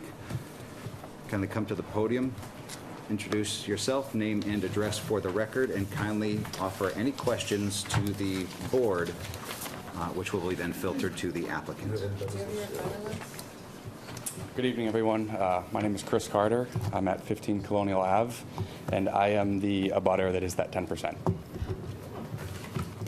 So, obviously, I have a lot of concerns with this property, the changes that are being proposed, specifically in that corner, in the 10%. I've driven through this gas station. I know it clogs up. I use it. And I know getting out is challenging, but I think there's better things that we can do to help the feng shui, and doubling the size of the building is not one of those. I think having a dumpster and a generator in that corner is going to be very problematic to my property. I think specifically with the generator, it does cause a lot of noise. I've had a propane generator for a number of years, not at this property, at a different property, and it does kick on every week. And everybody here can maybe say, oh, it won't. I'll listen to it. So I think that's a big concern, and maybe moving it's a concern or a possibility, or putting up a fence perhaps, but it's still going to travel sound. Just a question, I'm sorry, not to interrupt. No, just a please. question. 'Cause where is how far roughly is like your house or your usable backyard That was my question. to where this is? Because looking on the pictures, all I can see is woods, but that doesn't give me any idea of, Right. It you know, is. whether you can throw a football. I don't know. Yeah, I could throw a football from my back porch. Are you good at throwing footballs? My wife could almost get it there. Okay. She might be better at throwing She footballs. might be better, so that Yeah. might not help me. What else? So currently, the lights are left on all night, and those shine into our house, way more so in the wintertime. And I think moving the building even closer and having presumably more lights on more sides would cause more light disruption. And I appreciate their attempt to say, we'll put up some fences and some privacy trees. I still think the light's going to filter through, especially in the winter.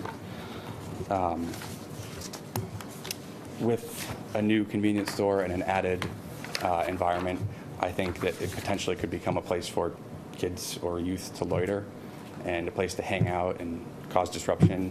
Maybe back by the dumpster, riffraff happens, I don't know. But I think maybe it's something that could happen. You know, with Berry Farms across the street, I think maybe people could just walk right over and hang out right there. I have some concerns about the contamination of both properties, both the Vergados and this AL Prime. Having being a gas station, perhaps the ground is contaminated, and I would hope that a hazardous material is tested in that grounds before anything's built. I think that's all I had, and I appreciate everybody's concerns, and I apologize if I repeated what you guys have already asked. Thank you. I just have a quick question for the applicant. Is it a 24-hour operation, or is it, what's the hours of operation then? No, basically, I believe right now it's operating from 6 to 10. We were looking at somewhere in that same ballpark. It's not, we don't plan on changing the hours of operation. We have very few locations that operate more than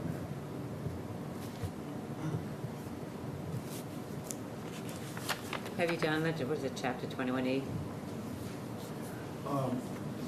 At all of our locations, we maintain them in compliance with the Mass DEP, so there's annual testing that goes on.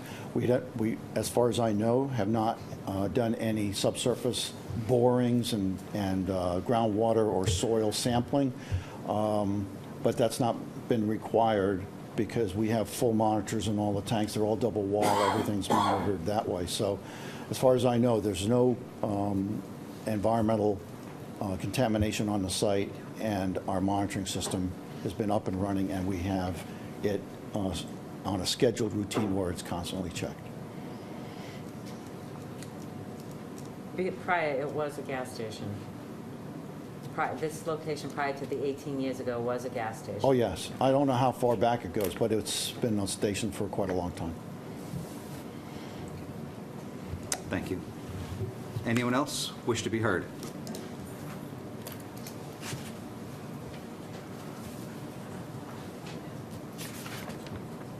Is it 21? Is that what it's called?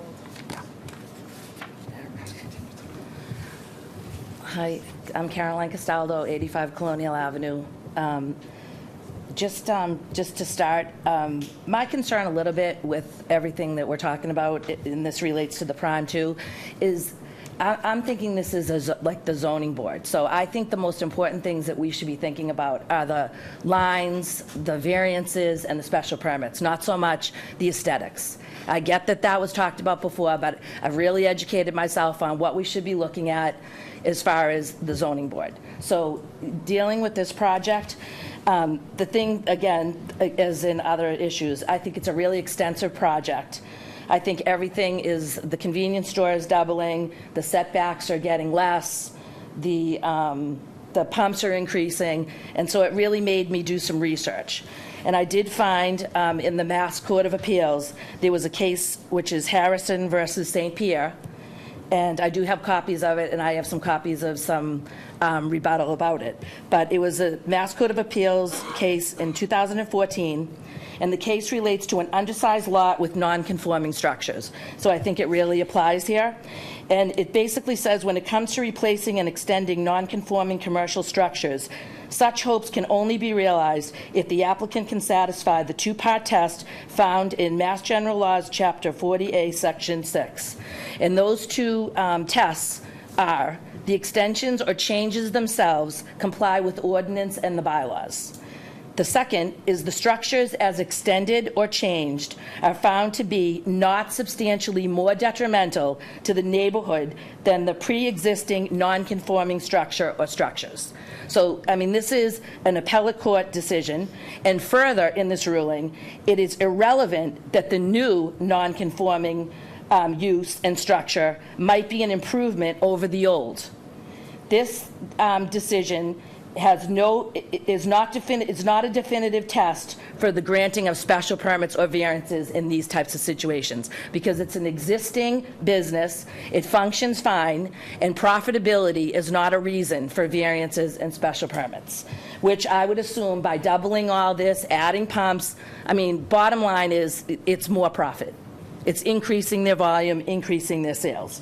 So when it comes to replacing a non-conforming structure, unless the new structure complies with current setbacks and dimensional requirements and meets the two-part test that I just explained, it's the appellate court annulled the zoning board decision. So I think this is relevant. And as far as the variances, they're very extensive that they're asking for, and I just feel that we need to start applying some strict standards as to when we're granting these variances, because these are non-conforming lots, non-conforming structures, and that's what we should be dealing with. Not if there's windows, not if there's cupolas. It should be if we're dealing with the lot lines and how it applies on the land. I mean, that's just my opinion. That should be the job of the zoning board, if I'm correct.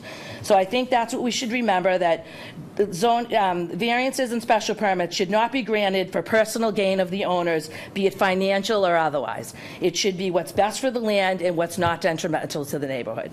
So I just feel that, as a board, I think those are the things we need to look at, not necessarily always aesthetic, as how it complies to our bylaws in our state, in our town. Thank you.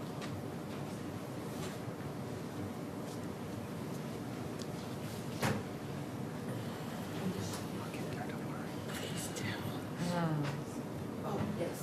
I'm sorry, can I give you copies of? You can hand them to Valerie, please. Okay.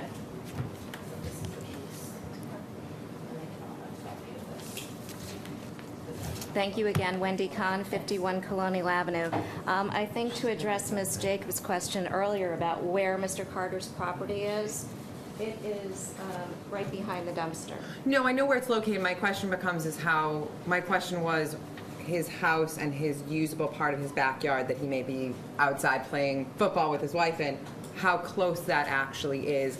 It's not right there only because I can see that there's trees and there's wood. So there's some kind of a barrier, but I can't tell how big of a barrier. It's a very thin barrier. Most of that lot is usable and it's mowed. It's not deep woods. So I don't see you, and I didn't see you on the abutters list, so. I'm not you- on the okay. abutters list. It's a very small abutters list, so, I mean, I was just curious, so. I will keep it extra brief as a non-abutter. I just wanted to second Caroline Castaldo's points here that what this proposal basically does is take a non-conforming structure and increase its non-conformity. And that's not really the purpose of a special permit or a variance. Those types of special accommodations are supposed to be given sparingly, limited, and in accordance with the statute. There's very specific reasons that those variances are granted. And they're not granted for profitability. And they're not granted for any of the reasons that I heard today, which is improving the appearance, building a bigger convenience store that abuts a residential neighborhood, doubling the number of pumps and thereby increasing traffic, and decreasing the amount of setbacks which are put in place for safety. By doubling the amount of pumps, you are going to inferentially double the amount of traffic that's coming in and out of there. You've now got decreased openings, more traffic on a very busy two-lane public highway. We now have that issue in addition to the structure going in next door, which is going to create further traffic coming in and out of that venue. And I think that the board has an obligation in looking at whether certain variances should be granted, whether or not they promote further nonconformity, or if there is a way, because this property was here long before our neighborhood, that changes can be made that are more in line with the reason that the initial variance for nonconformity was granted. And I think this proposal is just way too large. The major changes pose public concerns, safety concerns. The majority of what they're proposing to do is basically moving this whole structure and the dumpster and the generator into a residential neighborhood. And I don't think that that's sufficient grounds to request this board to grant a special permit or variance to do that. One case note before I go, Harrison versus St. Pierre, 84 Mass Ave Court, 11/28/2014, addresses those circumstances under which a variance for a non-conforming structure seeking to increase their nonconformity is addressed. Thank you.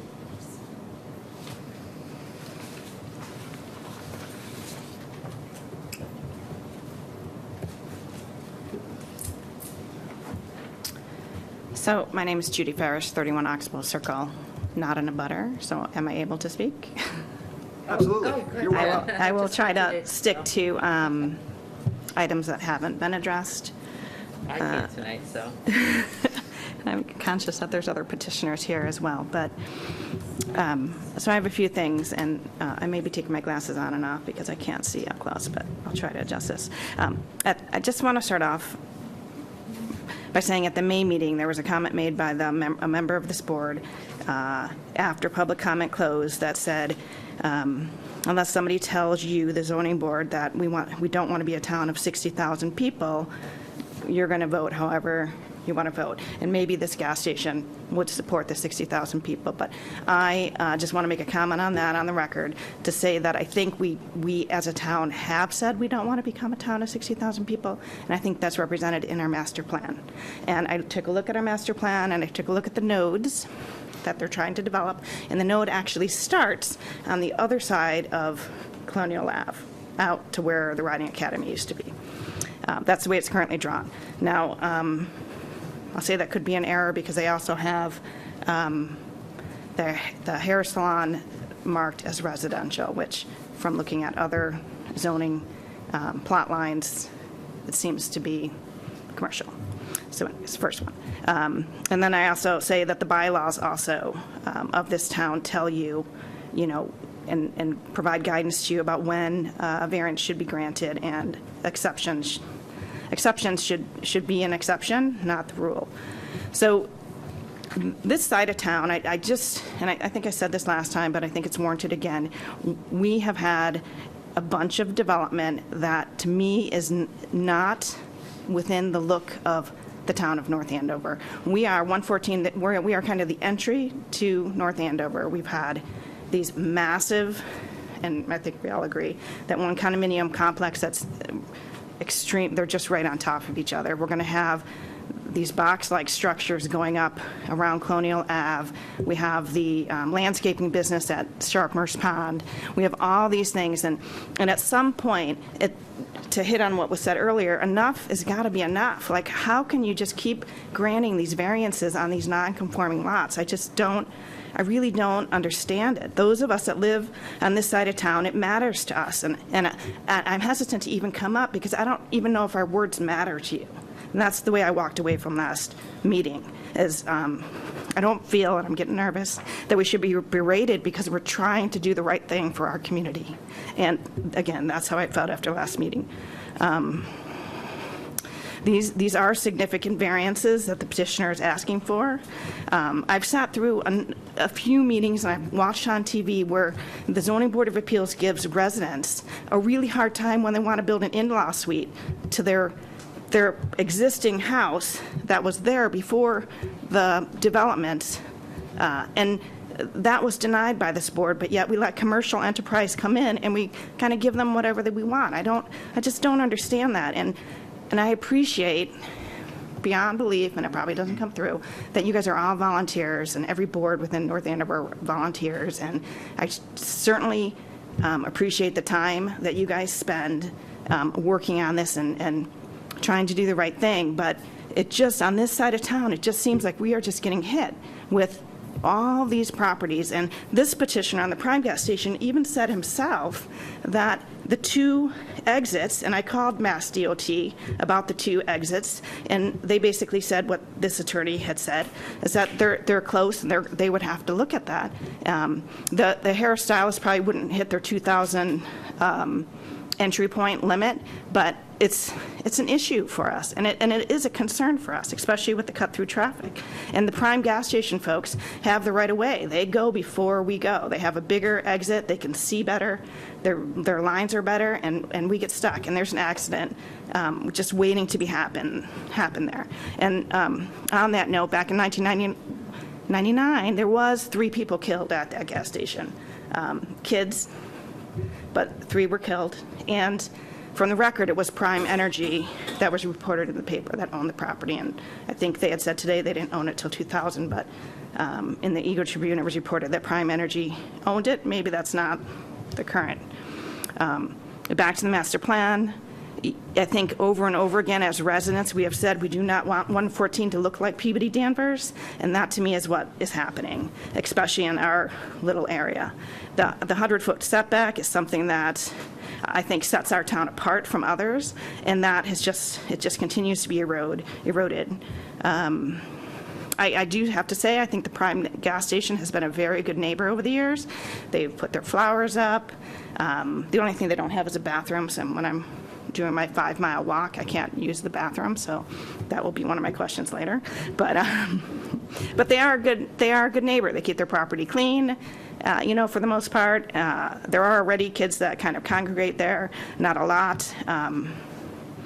But again, so we're here with another proposal that is not conforming, and I'm not quite sure I really understand what their hardship is. I don't feel that was really explained. I think they tried to explain why they're doing it, but I don't really understand what their hardship is. As I think Wendy said, profitability is not justification.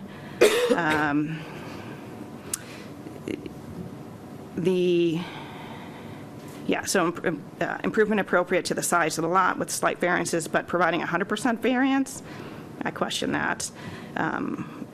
The traffic flow, pedestrian, I don't think, when I looked at the plans, I don't see either one of these projects having a sidewalk. So even if they do both get built, I don't see how our residents and how our children are going to get from Colonial over to that mini barn if it gets built, which is a concern because people are going to want to get there. Is there a sidewalk at the Colonial entrance? Yeah, up to 114 there is. Up to 114. Yeah, That on the little- other side of 114, on the south side, or east side. I lose myself. Right. On the Colonial residential side, is there a side, there's a sidewalk that comes through Colonial, if I'm remembering right? Yeah, there's a Where side, does it yeah. end? Oh, sorry, yeah, it ends right at 114. Okay. Yeah. And then you'd have to cross Colonial, and then you'd hit pavement, So basically. if these applicants were building a sidewalk, they wouldn't be able to get to it?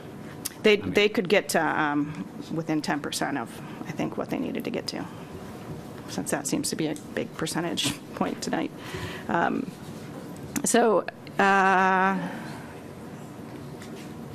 was I? So just to point out, they're requesting 5 separate variances. This relief does, to me, seem extensive in its nature. They petitioned for, back in 2000, they said, but I showed 1999, petitioned for a special permit for the variances to remove the existing fuel stations. And so they're requesting something similar. But just because they were granted it once, I don't think says that you guys have to provide it again, as you have all said, and I have really appreciated your comments today.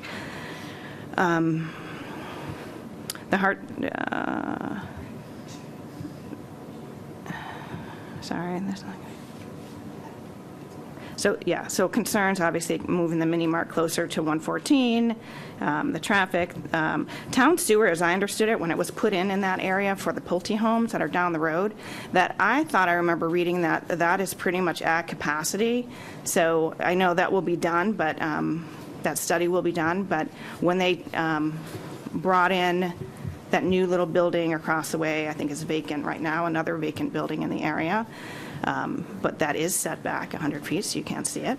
But it is there, which is, I'm just thinking, is a really good point, and probably about the size that is needed for another petitioner. But, so I was also wondering, and I didn't look at the traffic study, how many additional trips per day is expected with this increases, with the increased pumps? I think, as I hear them, it's going to reduce the buildup at the pumps, which there is a long queue. But in my mind, what that means is it's going to be harder for us to get out, because people are going to be getting their gas and they're going to be getting out of the gas station a little bit quicker. So it's going to cause more traffic problems for us. We talked about the profit not being. I think abutting the straight forest is still at risk. I think there's some risk at leakage, so it'll be interesting to see those site plans. I wasn't clear also that they do have nice greenery in front, and I just wonder how much that is being limited. So it seems like it's going to be very minimal, if any, right now, which, again, when you drive down 114, you're going to see the gas station now, because right now it's kind of set back. You can see the yellow sign, but it's not on top of you. And again, these areas, we just keep doing it. We do have an issue at the new Berry Street development with drugs being sold, used, and everything. That's in the police blogger. That's in all the reports.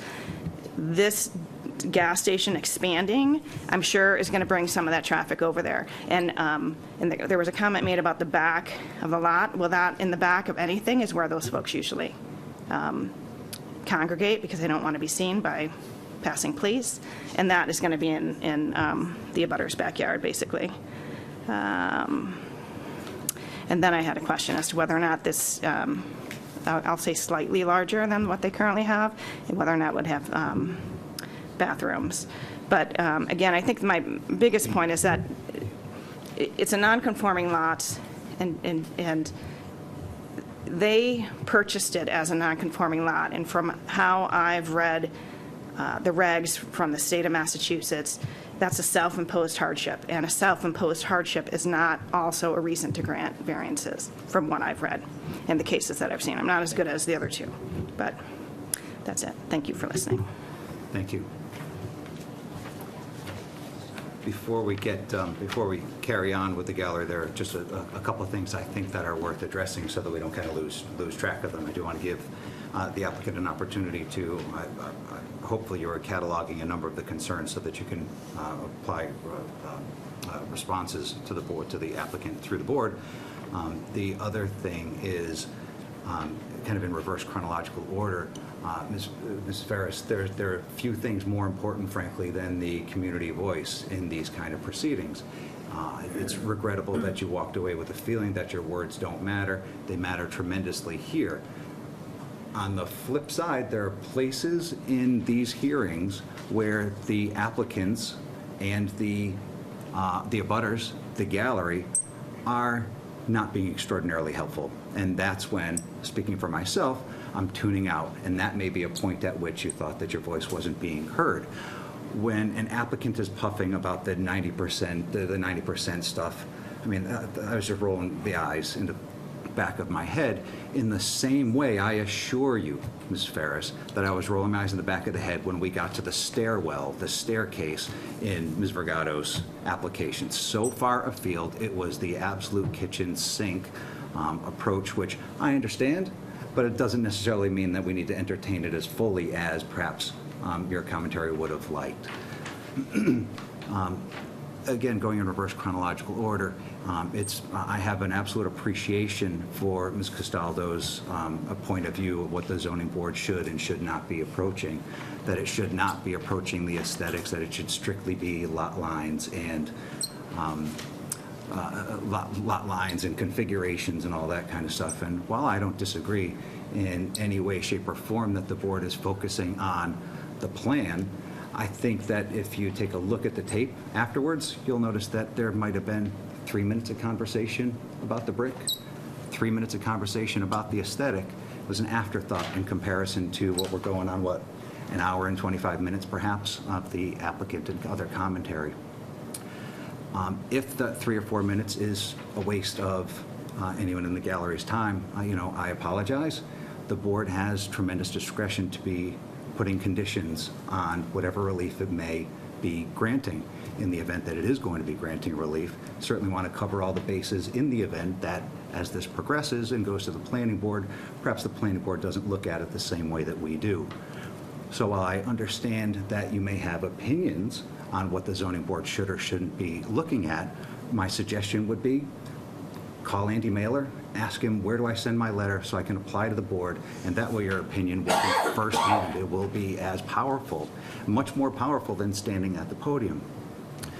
If that's not something you're interested in doing, I totally understand, but once again, I'm going to sit here and say, well, then where's the authority in the opinion of what the board should or shouldn't be doing? So I guess with that, I would offer the podium to the applicant to address the number of, quite frankly, rational and reasonable commentary that we heard from the last few speakers. Yeah. And first, let me say at the outset, A.L. Prime has been admitted by one of the abutters, has been a good neighbor. And to be honest, we didn't expect this type of resistance to this particular proposal. But I just want to clarify a couple of the legal issues that seem to have been addressed. I got to interrupt you because I just kind of went over the eyes rolling in the back of my head. Of course you expected resistance from a residential neighborhood that you are 8 feet away from, and you've just put a 3-foot setback in front of the Board of Appeals. In what has been a good neighbor, we heard that with Ms. Vergado's application, that A.L. Prime has been a good neighbor. That doesn't change the fact that there's a 3-foot setback and you have just put a dumpster in the backyard of one of our residents. Right. And receiving that input, we're willing to work with the abutters and come up with a solution, relocating the generator or the dumpster, putting in some shrubbery or whatever buffer requirements. May I approach the chair for a moment? Certainly. And this is handed to me by the engineer, and this is why we didn't think it would be that much of a concern, because if you take a look there, it's self-explanatory. That shows the footprint of the abutter who directly abuts that. And I understand the concern, and we're willing to work with that abutter and the other abutters in trying to come to a resolution of this matter. So in kind of putting up the finest point possible on Ms. Jacobs' question, do you have any idea what the distance between, the I'm going to defer to the engineer. The closest points of the two? It's drawn the scale, so I can estimate it. That would be helpful.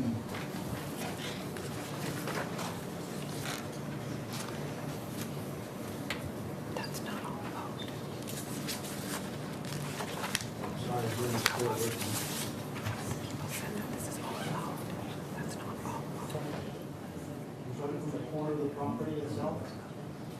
Yeah, well, from where the house, and give a little leeway for, I'm assuming, a usable backyard, It's 120 feet from this point. to the house. Yes. The closest corner of the house to the closest corner of the property is 120 feet, and then it would be whatever else beyond that. Thank you. Thank you.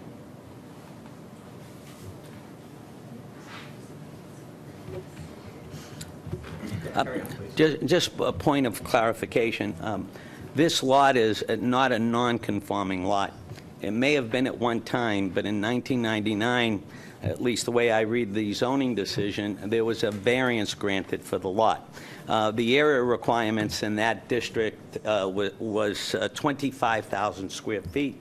This lot had approximately 23,000 and change without looking at the plan. And at the time, Attorney Dom Scalise, who was a friend of mine, appeared before the board, and he obtained a relief by way of a variance on the size of that lot. So we do have a conforming lot by a variance. Now, there's a difference between... Again, I'm sorry. I was just Again, gonna, I'm sorry I was just to gonna, interrupt. thank you. Not necessarily, it's the non-conformance, as I understand, understanding things, is the structure. The structure, that's correct. The lot is much like Ms. Regato's project, is largely unbuildable if one is, trying to abide by the 100-foot setback from 114. So the hardship in this case is, without question, I would certainly let you disagree with me or expand upon it. The hardship is that there is a very challenging shape to the lot and an impossible depth to the lot in the context of 100-foot setback from 114. So there is in my mind, there is absolutely, an undeniable hardship. Does that necessarily carry the day and suggest that all of the relief can and should be granted? No, it doesn't carry the day and suggest that all the relief can and should be granted, but it certainly does get us past the threshold that there is very clearly a hardship, and so therefore we have the greater conversation about the specific points of relief. I'm in agreement I'm in agreement with that position. Where I probably have a difference, again, and maybe I didn't emphasize it correctly, but when we're looking at the setbacks and you look at the numbers that are set forth in the petition, that can be misleading. And let me begin just very quickly without being repetitive here. But the rear setback requirement we show on our petition as being 4 feet from the lot line. And I said that's somewhat misrepresentative of what we're actually doing on the site. The 4-foot setback is because they're counting the overhang of the canopy which covers the dispenser, the fuel dispenser. And if you look at the actual fuel dispensers, they're set back further from that lot line than the existing building. And I'm going to get to the mini-lot in a moment. So when you look at the setback for 4 feet, it could be misleading in that really the 4 foot is the canopy, and we're really 20 feet probably from that lot. How much relief are you asking for? What's that? How much, it's the numbers, it's Right. 4 feet, it's regardless if it's a canopy, if it's a jumbo, if it's a you're asking for that much relief. Right, because Regardless of what technically it that's is. what we have. But Correct. the board can consider the nature and the extent of the setback. And here, it's not something in the ground, it's not a wall, it's literally a canopy, but that's something you can consider whether you decide to grant that variance or not. So technically, the setback for that rear lot line is 14.9. That's 15 feet away from that rear line. Well, And I technically understand- it's 4, though. What's I that? think we can agree You're that asking for technically 4. it's 4, Right. but logistically, practically, anecdotally, looking at it on the ground, it's 14. Correct. I think so. Correct. Technically, That's- I technically it's just- 4, Yeah. but the board can certainly consider that the structure in the ground is 14 feet away, Right. and there's a lot of open air between the 14-foot and the 4-foot. But again, technically, for the gallery and folks at home, technically, it's absolutely a 4-foot setback all day. That's correct, but it's something the board can consider. How you consider it, it's up to you, but I just wanted to emphasize that point. I wanted to emphasize the point that there's a variance on the lot size, and essentially, There are two reliefs. There's a special permit that I've already addressed, and I don't want to be redundant, and then there's relief by way of a variance which is subsidiary to our special permit. Now, I'm sure the board understands it's a three-pronged test for a variance as opposed to the test that you apply for a special permit. I think I need to interrupt because it's Yep. likely that we're going to be coming back Yep. to this. It's getting kind of late. We have Yep. other applicants waiting in line. So I guess what I would ask for you for tonight Yep. is to go through the list of concerns that you heard from the gallery and address those All right. in something slightly north of bullet form, not necessarily a full narrative, not necessarily a full exposition, just in bullet form so that we have those as nuggets for our conversation next time. I'll have Mr. Guba come up and he'll address the sidewalk issue and some of the other concerns. Thank you.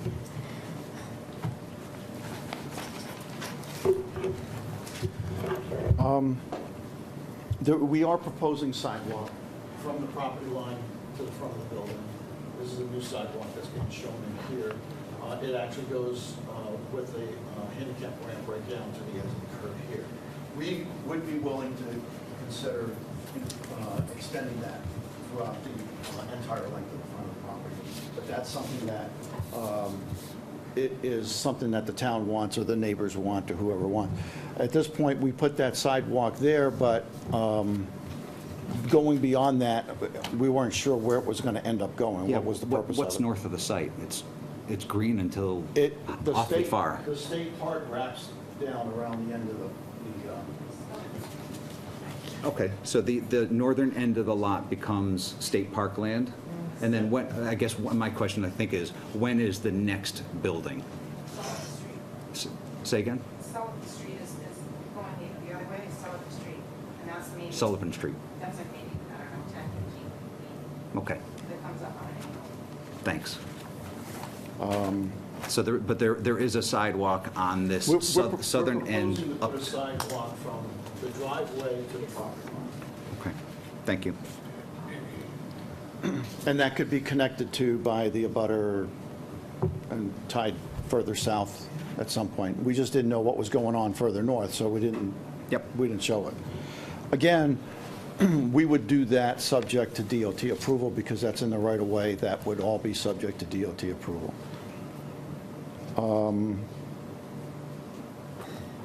You haven't applied yet for your curb cut or anything at DOT?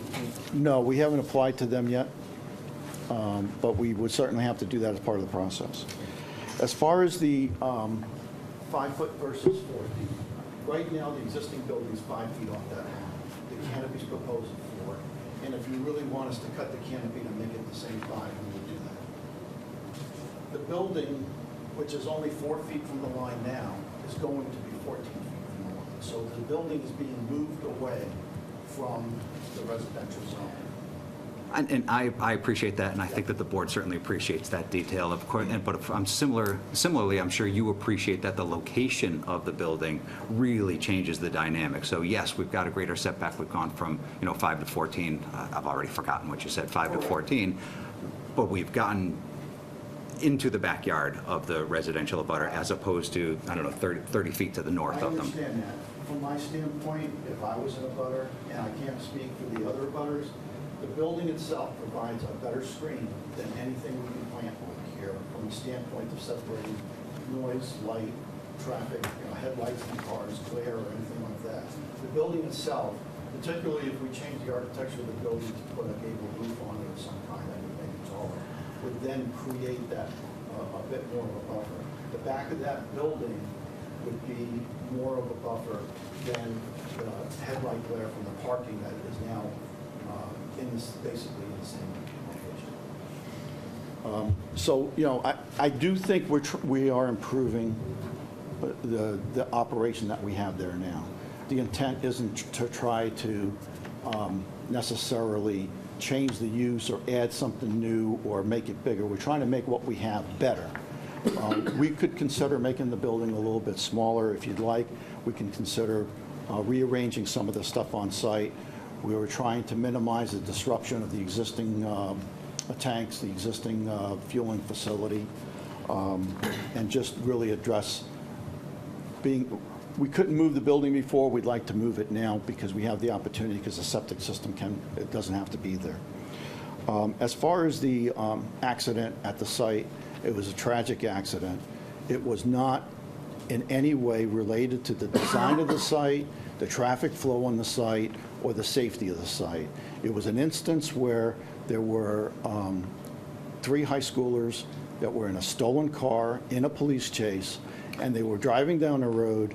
They crossed over the median here and crashed into the Spencers, the islands. There's nothing in the design of the site that could have been changed that would have prevented that accident. They were traveling at a high rate of speed. The car actually flew from the property line and hit the dispensers in the air. All of the people were killed, but again, that's not indicative of the safety of the site. That is a one-off situation that had to do with a car that was stolen, I think in Lawrence or Lowell, in a police chase from that location into the area. As far as limiting the greenery along the street, we're not proposing, in fact, we are proposing to extend the landscape area along the front of the property. So from a standpoint of people driving by the location and what you see from the street, there would be actually more landscaping than there is there now. As far as the impact of the additional dispensers that we're talking about, they are to the back of the existing dispenser, so that is not something that's going to feel like it's pushing out into the street. And you say that adding 2/3, okay, adding 2 dispensers versus 3, right? You're not going to increase traffic at all? The traffic flow to that gas station is not going to increase any? 90? I can't believe that. I see that, though. I can. The number of this, I can tell you right now that we can triple the volume of that station if I put $1.50 gas out here tomorrow. No question. You can make it Alex would be I there. can make it a dead place if I made it $6 a gallon tomorrow. That's correct. 75% or more of the selection of the brand, of someone to go into a gas station has to do with the price and the location and the brand. As far as the number of dispensers, that's a metric that traffic engineers use to try to estimate the future volume. That's a backward calculation where they say, someone's building a station and they're willing to put in so many pumps, they're expecting so much volume. So they basically say that each dispenser will produce so much volume. In reality, that doesn't work because what they're saying is if I put 1,000 pumps out here, I do 1,000 times the volume than if I only had. So let me ask you, why do you need a bigger store then? The store itself. Why do you need a bigger store? If the volume of gasoline being sold is going to remain the same, why don't you put the same size store back?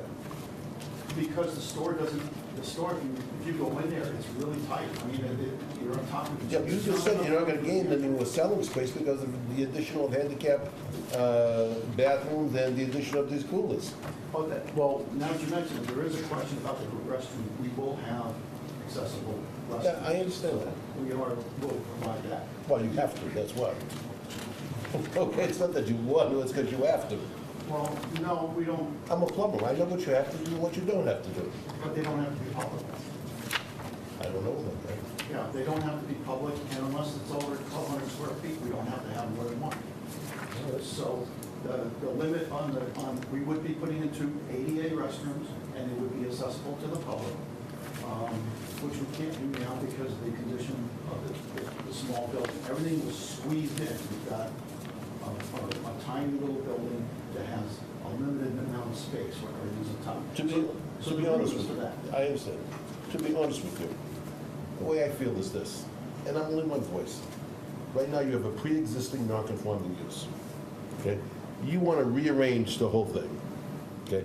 If you were to put a little bit of extensions on the pre-existing use, I could probably handle that a little bit better, okay? Adding on to the existing building that's currently there, instead of looking for other setback requirements that you're going to need over here. And once again, let me say this, go on Hulu and see what we made Miss Carney go through, okay? Okay? Well, yeah, but there was, what, 3 meetings on, right? There was 3 meetings, and there was neighbors about setback requirements, okay? And she wants, I think, peanuts as compared to what you're looking for. So, Alan, I need to interrupt because what Mr. Guba was doing was ticking through the items that the gallery had raised, and I want to get to those. I'm not disagreeing with you or trying to squelch it. I just want to say, let's put that on pause until we get through Okay. the bullet list here. I do have to ask, which no one ever mentioned, you're going to have to move your sign, aren't you? That wasn't one of the things that the gallery had offered, But Ms. McIntyre. So but that if we was could- next meeting. if we could get through the Sorry. balance of the items, then happy to move on to the next.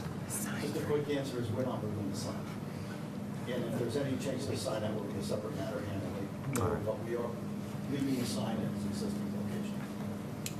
Okay. All right, but that's it? What else did you hear from the gallery? I think I covered everything. One of the things that I heard, and I'm hoping that either you or Attorney Capani can address, is that there was a citation to Harrison versus St. Pierre, and the applicability of that case to this matter would be helpful, particularly in the standard that was raised, that the structure must be non-substantially more detrimental.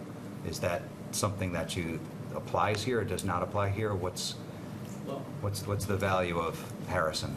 Well, the test by statute is that if you're applying for a special permit to alter, change, or extend a valid non-conforming use or structure, the board makes a determination that the change, alteration, or extension, if it's substantial, it has to be not substantially more detrimental than the existing use. So it's a standard I feel favors the applicant really more so than the abutter who's opposing that. So in other words, you have certain criteria for a regular special permit, traffic, the type of use, and so forth. But on a special permit to alter a non-conforming structure or use, that's the standard that the courts apply, and it's by statute. And I think she recited the correct statute, Chapter 48, Section 6. So. And so what I'm hearing, and of course I'm hoping that you can correct me, what I'm hearing is that increasing the size of the building and adding the pumps does not increase, is not substantially more detrimental. No, I see it bifurcated here. Mm-hmm. There are two dynamics going on. Whether or not there was a structure, a mini-mart on the site, and we're adding 2 fuel pumping stations that would be 4 feet from the lot line, we would need a variance for that. Mm-hmm. Okay, so we'll just isolate that. Now, if you include the mini-mart, that requires a special permit because we're extending, altering, changing the non-conforming structure.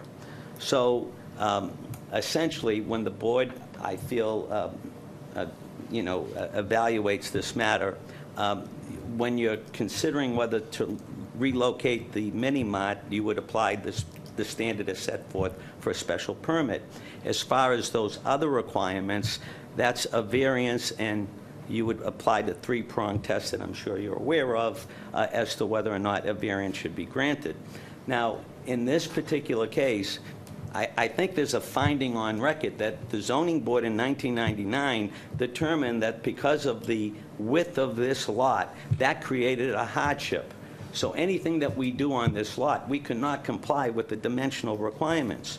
Now, let me just state something further. Understood. I think that we've kind of all stipulated. Just one more point. Stipulated to that. The trick, unfortunately, is it's hard to align that adding more square footage to a building and adding 2 more pumps is not more detrimental than the current configuration. Well, the 2 pumps, I don't think, figure into the special permit. That's strictly a variance. We just happen to be putting those pumps where the existing mini-mart was. So Harrison is a special permit case, not a variance case? Is that what I'm hearing? I'm assuming so, yes. And I'm sorry to put you on the spot. No. If you're not familiar with Harrison, I'm not familiar with it, but I'm familiar with with the statute and some of the other cases. Statutes are oftentimes interpreted by the court, and so those are the rules that we have to follow. That's kind of what I'm exploring. So And it's an I guess appellate. perhaps I would ask for the next time if there's, in order to get to kind of the point of the gallery's commentary, if you would take a personal look at Harrison and give me kind of a I will, first. and that's firsthand. an That'd be appellate. helpful. It's an appellate court case, and and not SJC. But let me just make a distinction. Still law unless the SJC Yep. says otherwise. Right. But I'd like to move on, actually, because we do need to move the night on. Another thing that I heard was the traffic study. And if you could give me, I'm not kidding on this one, if you can give me the 45 or 60-second tour of the traffic study so that at least the gallery and the folks at home can hear what the traffic study says, understanding that this is a traffic study that was purchased by the applicant. I'm sorry, I didn't bring a copy of it with me. There is one in your packet, I believe. Did the traffic study go through the town, or is this strictly, a private study of crime? Okay, it's a study that we commissioned. No one had requested that there Yep. would be a study, but we felt that it might be a question, so we went ahead and asked Mr. Gillen to... So it's not of the town, was it reviewed by the town? Anybody at the town take a It look? was submitted to the town a couple weeks ago, 3 weeks ago or something. Not reviewed and commented so far? Not that I have any, I've not Terrific. received any comments. Basically, to give you a quick review, this is not like the full traffic study that you would often see that's like 4 inches thick. Yep. Basically, there were some traffic counts done. Traffic engineer came out, he observed the location, he observed the traffic flow on the site and also around and off of the site, and offered his opinion as to what the impact would be for the proposed changes and whether or not they would constitute any adverse impact to the operation of the site or to the abutting roadways. And in general, he basically said that there would be no impact, no significant impact to the roadways, and that the circulation would be improved on the site by the addition of the dispensers. He pointed out that given the geometry of the site and the geometry of the roadway, that there is a lot of sightline from the driveway up and down 114, which makes it a much easier or safer location to try to enter or exit, because you can see what's going, there isn't a blind curve or something like that, so you don't see traffic coming. And so the effect of this project is primarily what I'm trying to solicit here. Right. So he's saying that right now on the road, there are approximately 23,000 vehicles per Mass DOT counts at a abutting station. And in the morning peak, you're talking about 2,000 vehicles, and in the afternoon peak, about 1,750 vehicles. That's coming from the site? No, that's on the roadway. Okay, I'm sorry to put you on the spot. I think I've asked a couple of times. I'm looking for the impact. How many more cars per day is your traffic engineer suggesting will be increased by virtue of this project?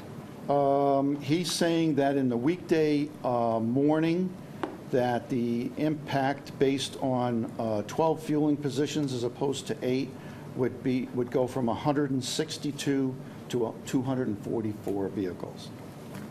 So that's a 50% increase. Quick math. No, about a 30% increase. 166 to what? Oh, yeah, 50% from 162 is Yeah. right, correct. And then in the PM, it would go from 178 to 268. But excuse me, the other man said that there was going to be no increase, right? He said that you sell gas at $1.50, you get a lot of people. You sell gas at $6, you get nobody. Correct. Right, but you're saying by your traffic study that you're going to increase the traffic flow by 50%, Correct. I don't, right? So isn't that a little contradictory there? I mean, who do we believe, Yes. you or the other guy? Well, Uh-huh. as I explained earlier, this is based on ITE. Well, you're the other guy. I'm the other guy. You're the other guy. This is based on ITE standards. There So are whose no, standards do we believe? the metrics for that are based on the number of dispensers. And in theory, if instead of having 12 dispensers, I had 1,000, he would be telling us that the increase in the location would not be a 50% increase going from 8 to 12. It would be a 1,000-fold increase, and we all know that's ridiculous. So what they have is a linear relationship between the volume that the location will do and the number of dispensers that are on the lot. And that's the only way that ITA provides a traffic consultant to be able to estimate the traffic So that's on the what site. if we as a board decide to take the increased one?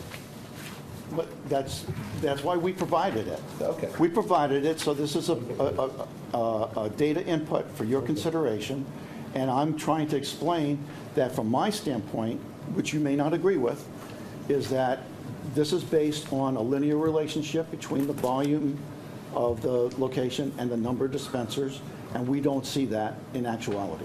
It's like saying if we went to a grocery store and we doubled the number of cash registers, we would double the sales in the store, and it just doesn't work that way. I think, Alan, it makes sense to understand that there would be some increase, because one of the things that has been brought up, and I've experienced it myself, because as we all know, I go here, you sometimes get a line of 5 or 6 cars and you have this queue. So if you're in a rush, you're not stopping. But if the flow is better, then yeah, I might stop because there's not a queue of 4 people. So I think it makes sense that you will have an increase based on that. I think it ends up becoming a catch-22 where I don't know how you fix, because you're sitting here making the argument of you're gonna have less of a queue, which is great. Cars are coming in and going out almost quicker. But one of the neighbors does bring up the fact that that queue actually became beneficial for people coming in and out and for the traffic, because it didn't have the constant turning. I think that's a spot where you're stuck, because it's a valid argument on both ends. I was there for 20 minutes today. It's a busy gas You station. have far too much time on your hands. Okay, far too much time. Sure. Okay, but that's what happens when you're semi-retired. We need to switch Okay? lives. And I saw the cars backing up. You know what I mean? Waiting in line because of the cheap gas. All right? So I can only say that if I'm driving by there and I see cars lined up, I'm going to another gas station. And there I'm are not some gonna people stop that there. also, no offense Okay. to Albert, there are also some people who will not go to that gas station Yeah. because, you know, they want a mobile. All right, I'm going to have to, unfortunately, we have to move on to the other applications. So I'm going to thank you for your time, thank the gallery for their time. To the extent that there is something really burning a hole in anybody in the gallery's pocket or at home, please email it to Valerie, and we'll try to make sure that that stuff is included in something to the applicant so that we can get it addressed at the next meeting. With that said, continue to, when is the next meeting? September 11th is the next meeting, so we'll continue. Do we need a time waiver? Brilliant. So as long as that's, Mr. Gopani, that's, all right. And just to throw out there, you might want to think about pump position redesign, building size redesign, maybe. I know, and I'm not trying to throw a billion things at you, but I don't want you to come back here with the exact same thing and almost say, oh, well, we changed one thing, and then it becomes, you know, almost a pointless. Specific in material you're looking for? I guess I would say try to work it. I know we've had other applicants come in who have done different workings, kind of to show us why this will work, why this won't work, why we can't just keep the building there, and expand it a little. Because a problem becomes, is resistance that's coming with what you did present. I'd also like some more information on the driveway, Yeah. because that is part of the original special permit. So when you're going to go away from that, there was a reason why there was 50 as opposed to 30, so. So with that, thank you to the applicant, and we're going to need to move. Does anybody need a break, or can we carry on? Okay. It's hotter out. Is it hotter outside? Is it hotter out, Valerie? So we are going to move on. The next is item number 5 on the agenda is the petition of James LaFond for 329 Osgood Street.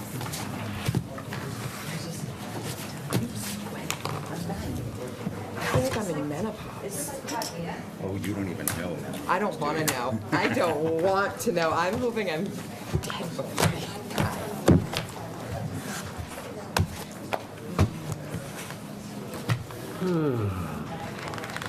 These where it look like. Oh, this is the garage.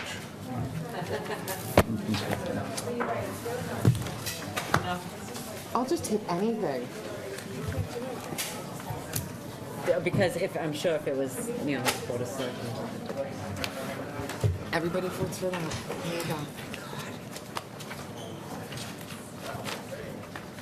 All right, I gotta read this public notice, right?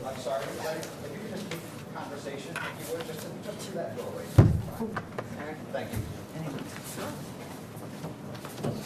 Circle. Oh, that's you. You all set? Fire away, Mr. Clerk.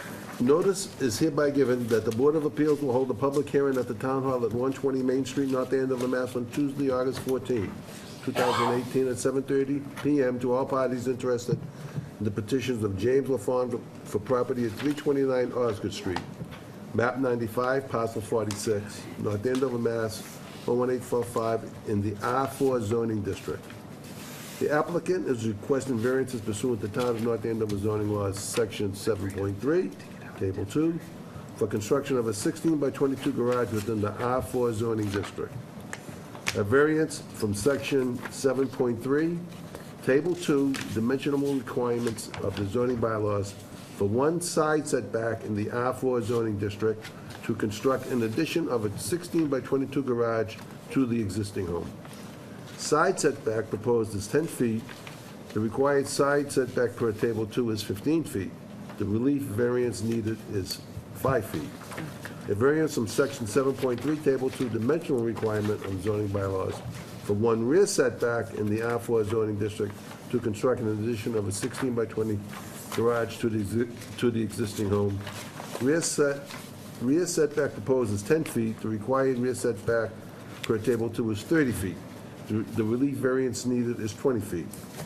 Application and supporting materials are available for review at the Office of the Zoning Department located at 120 Main Street, North Andover, Mass., Monday, Wednesday, and Thursday from the hours of 8 to 4, Tuesday from the hours of 8:30 to 5:30, and Fridays from 8 to 11:30 a.m.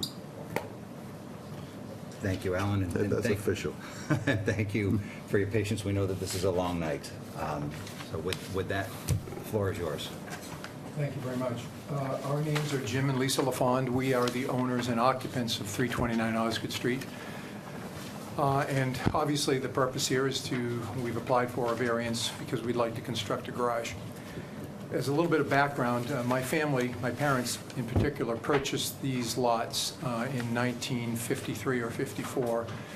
My grandparents lived and built a home and lived in the home that we live in now, and my parents continued to live next door.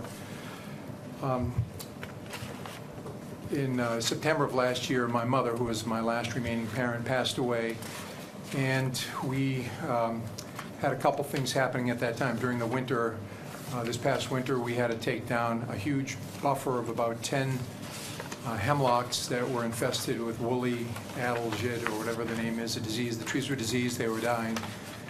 So it really opened up the back of our lot quite a bit. And we had been tossing around the idea of building a garage, but we have a very, very small lot. We have 9,600 square feet. So if you apply the required setbacks, which actually I've done on this map, on this plan, which you all have, the yellow indicates the only area where we could conform and put the garage. That would mean that it basically be about 2.5 feet outside most of our home windows, completely blocking any light that we get in the home.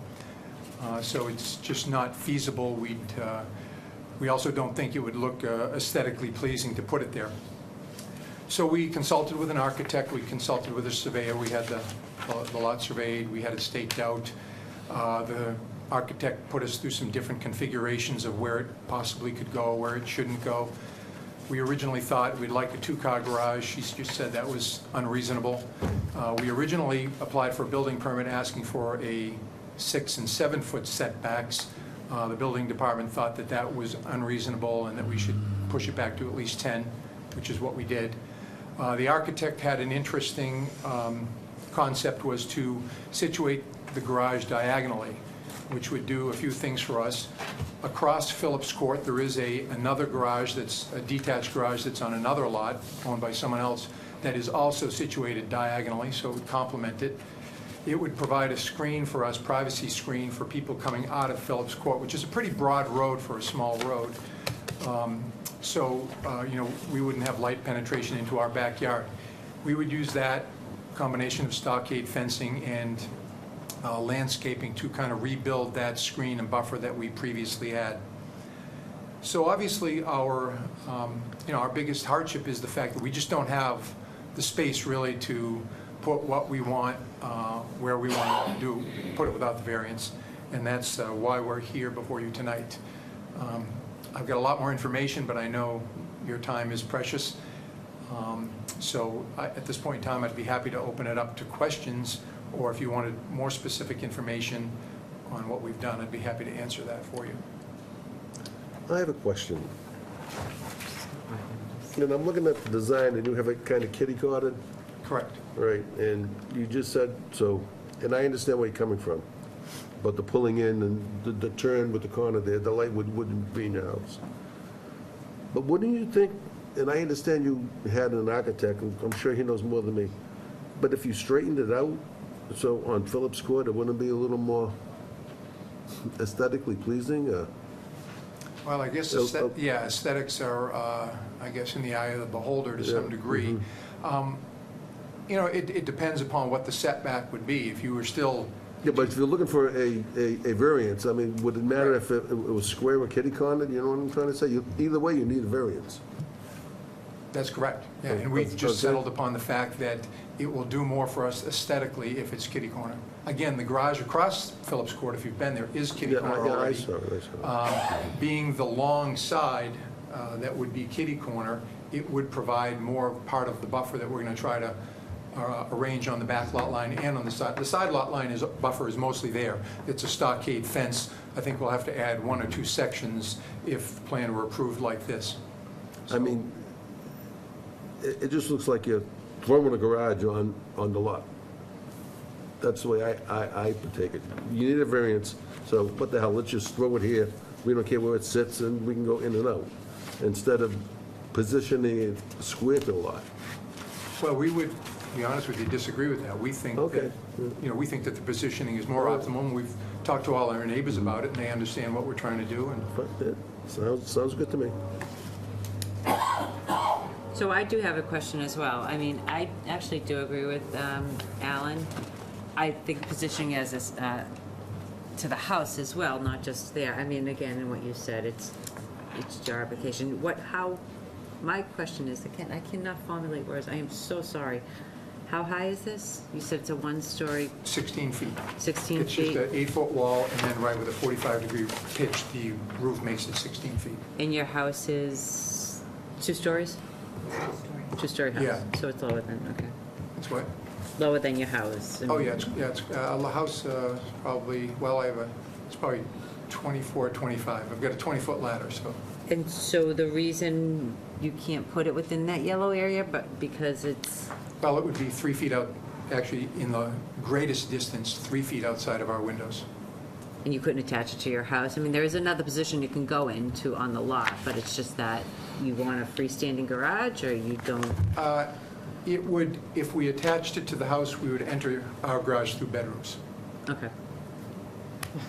Yeah, I'm just, the reason why you're asking for a variance is Yeah, that... no, we talked about that quite a bit. And actually, you know, depending upon the size, we would still potentially need a variance. Because it would, if we put it all the way in the back of the house, it would cover our entryway to the cellar. So you wouldn't, well, I guess we would just have to have an entryway through into the cellar from inside the garage. Well, can you just put like a little canopy over something? Okay, to protect yourself from the rain. Then you have to go through his You have to go bedroom. through the. Yeah, but he gets a canopy that goes to his kitchen, right? You just extend it with like a little paved walkway or something. Yeah, you know, we could do that. We talked about attaching it with the architect. It's very difficult. So- It's also, if you look at the back of the house, you know, we 20 years ago, came before the town and we got a building permit. We put a dormer on the back of the house. We hired the same architect. And, you know, there are certain things that if you want homes to look, you know, aesthetically pleasing, there are certain things that you can do and you can't do. And she was adamant that it would be very, very difficult to add a garage to the back of the house on a cape. Normally, you would attach it to the sides. And again, we have 20 feet on one side, so the 16-foot garage would be looking for 4, or even if we did single But car. either way, you need a variance. Yeah, right, it's very, I Either mean, way. there's no doubt that yellow area, we could fit a structure, but we don't think it would be aesthetically pleasing. We don't think it would provide for, again, if you look across the back lot, and you can picture fencing and trees connecting along the two streets that we abut, our buffer to make, our backyard more private. I mean, that's what we're, one of the things we're aiming to achieve.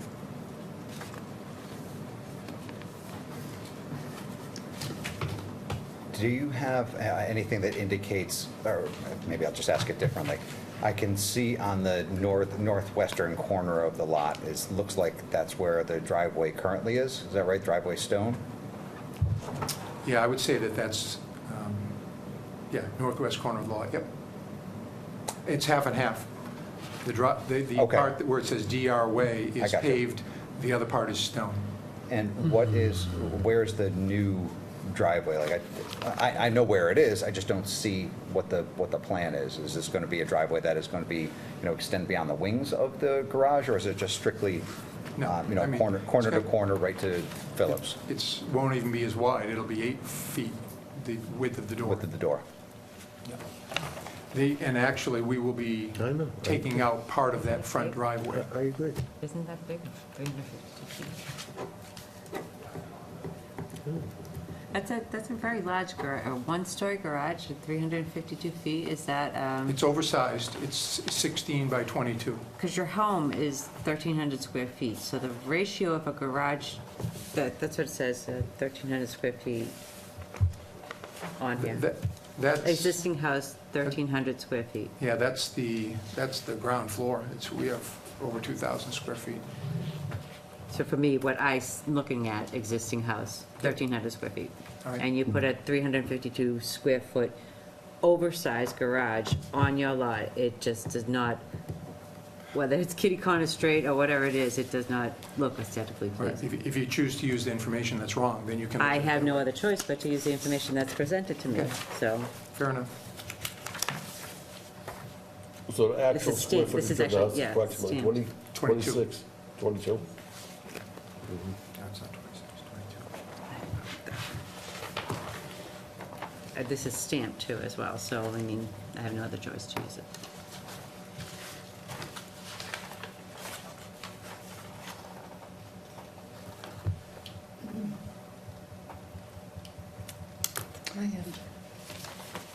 Ms. Jacobs?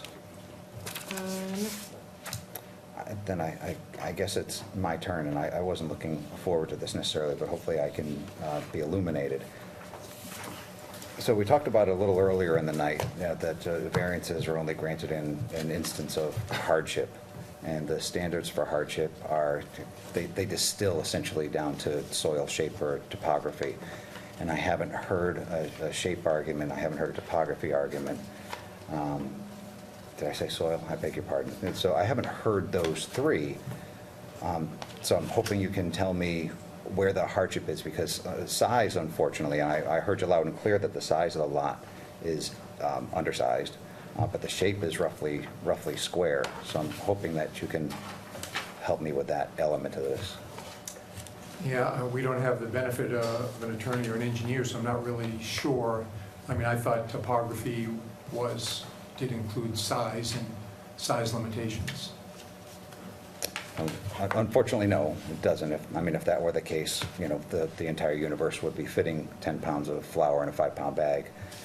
I don't understand that analogy. I'll just break it down to the simpler one. No, size is not in topography. Topography is whether the elevations, rocks, something. And shape would be? Shape would be, as we were talking about earlier, the triangular shape, the long triangular shape of the 1725. So this is just roughly this is basically a square. Well, you don't have the benefit of an engineer. I hear you loud and clear. Don't have the benefit of an attorney. Perhaps that's something that could be explored for the next meeting. I mean, we did sit through, a few other zoning board meetings, and, we tried to compare it to other projects that you did approve, and I guess we, misunderstood in those cases how basically they were doing the same thing that we're proposing, and that issue wasn't brought up. Oftentimes, the hardship is clear. Like if it's an odd-shaped lot, we don't necessarily have to call it out because it's a triangular lot. Or it's clear that there are elevation changes that make it impossible, or there are wetlands that kind of force a structure into a less conforming place that requires a variance. So there are any number of distinctions that could have been discerned. But clearly, I mean, lay people don't necessarily do that. I heard you loud and clear. I'm sorry. So, again, perhaps that's something that you can explore. Well, like I said, like I said, I don't see, in our opinion, it is a hardship. Again, if we put it in the area that we have left, we don't get any light in our windows, and I guess if that's not a hardship, then I don't know, Can I say something? Absolutely. Okay, so the property that is right next door that belongs to my mother-in-law who's deceased, we share a shed. And in that shed is our snow blower, lawnmower, all of our lawn equipment, and we are currently trying to hold on to the property, and we're renting it. So the current tenant really should have access to the shed. So where do we put our equipment? I don't know the answer to that. That's not Well, necessarily that's something why for we're the board to- proposing to put in a garage. And I understand that. I'm just hopeful that you can understand that the standards for a variance is that there needs to be a hardship that is determined, that is at a minimum advanced, so that we have something to hold on to at a minimum. And those hardships, the categories are soil shape and topography. So I don't necessarily want to, go around in circles. If you can find your way to getting the benefit of a professional opinion on this, since we're not in a position to be giving you legal advice in any way, announcing only that the hardship has a standard that I'm not of the opinion is being met so far, because I haven't even heard the hardship, the conforming hardship.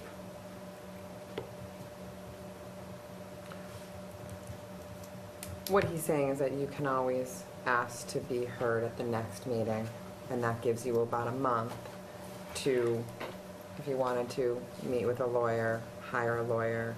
Or do some research on your own. Do some research on your own, an engineer. That allows for your application to continue without it getting a flat-out denial. So it gives you time, is what Well, just, the chairman's saying. as a town board, if you could indulge me and maybe help me a bit, is that really practical? You guys see this all the time, so it's a very simple lot. It's pretty simple. It's cost us, we heard earlier tonight that someone questioned whether there was even a certified plan. And we were told that we couldn't even appear here without a certified plan. The comment came from the gallery, which is also... I understand, but no one answered the question, so... Because let us the answer believe. is self-evident. So- This stands for the answer to the question. Okay. But my point is that, we don't mind spending the money. We're into it for $3,500 yet, obviously, right now, before we even, get to this point. And, I had this plan all certified 22 years ago, but it wasn't acceptable to the town. I don't know, again, I couldn't understand how lots lines could change and all that kind of stuff, but my point being that, yes, we can go out and hire an attorney, a professional engineer, but I'm just asking for a little bit of your help. It's a pretty small, simple lot. Is there a good chance that you know of some hardship that... It's not for us as a board to determine your hardship. It's a simple, it's actually a small law, it's... Yeah, but you said just shape. look- Soil, your shape, our topography. So if you look up Mass State, Section 8, is it? Am I wrong? Is it Section 8? You mean the variances? Yeah. Yes, I think it said Section 7. Come on, is it Section 8? She's looking right at you. I don't know. You Brian's can staying out of determine, it. and it's not for us, we're not your attorney, I you're not understand the that, but you- application, yeah. you're coming to us. So what would be suggested, or whatever you decide to choose, is to come back with that hardship, so we can look at this and say, you know what, you do have a hardship. That's our role as a board, to determine if the hardship's there. I guess we don't have any choice, so, sure. You can, yes, there are choices. You can have us continue on, vote on it. You can come back, or I mean, you do have choices. It's not like, you know, Well, we're saying then to you. I guess we'll try to come back.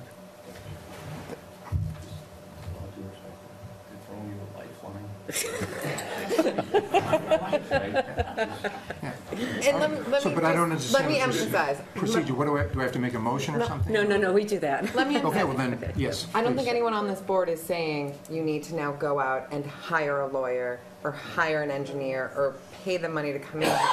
It just continuing allows options for you versus staying here Denial. tonight is probably going to end up putting this in the grave.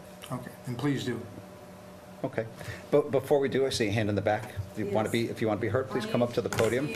Introduce yourself, your name and address for the record. It's Diane Donovan, and my husband and I own 23 and 25 Phillips Court. And my in-laws were friends probably with your in-laws, you know. I have a picture that I took, and that may explain why it's hard for them to, I guess, you know, that they need a variance, okay? Because if I take this like this is their house, and these are the cars that are parked. There was a garage, a small garage before, it was taken down, trees were taken down. This is Carl Rapusi's place, that is directly across from me. And this is their lot. So they took down the fence, and that is what they have to work with. So it is a small lot. Which unfortunately is not a hardship. That's what we're Yeah. trying to get across to the applicant. But I So just- thank you I just for thought that you the should see advocacy this. and the illustration. The only concerns, I have some concerns, but it's a 16 by 22 garage, so it really is a one-car garage where you can store your snow blower, your equipment and everything, okay? Where is the pavement? I mean, I wasn't able to see the entire... If you would kindly address your I'm questions sorry. here rather than to the Sure. applicant. I wasn't able to see the entire folder because when I went to the town office, I could only take a picture of it because I wasn't able to get a copy, so I took a picture of it, but it didn't really help me to look at it, and my husband to look at it. So there is an existing fence that you took down, and I have concerns about the lighting, too, because if you're going to put a garage in a small space like that, that's going to affect the people on that corner also. And the thing that I have a concern about, too, is Osgood Street is very difficult to turn in from, you know, into Phillips Court. You come around that corner, and you've got a garage there. Cars go very quickly, slip by, and the road is narrow. It's not as wide as it should be. And I'm concerned about the plowing. You know, they have a snow blower, so they could clear it. That's not a problem. They could blow it either way. But when snow plowing comes, the contractors and the town just plows anywhere, okay? And we know that that's a concern, a big concern, because I go down, I have someone that plows my 23 and 25 Phillips Court, and it is a hassle. The house, as far as, I mean, they have a house that's the in-laws, I mean, your parents, okay, that passed away. Yeah, next door. Is there any way that you can incorporate that from that side? If you would To put kindly direct something? your commentary I'm to the sorry. board rather than the applicant. But if, you know, if they can direct it a different way? I mean, are they directing it angled this way or face this way? Yeah, Because I don't see it. it's all yours.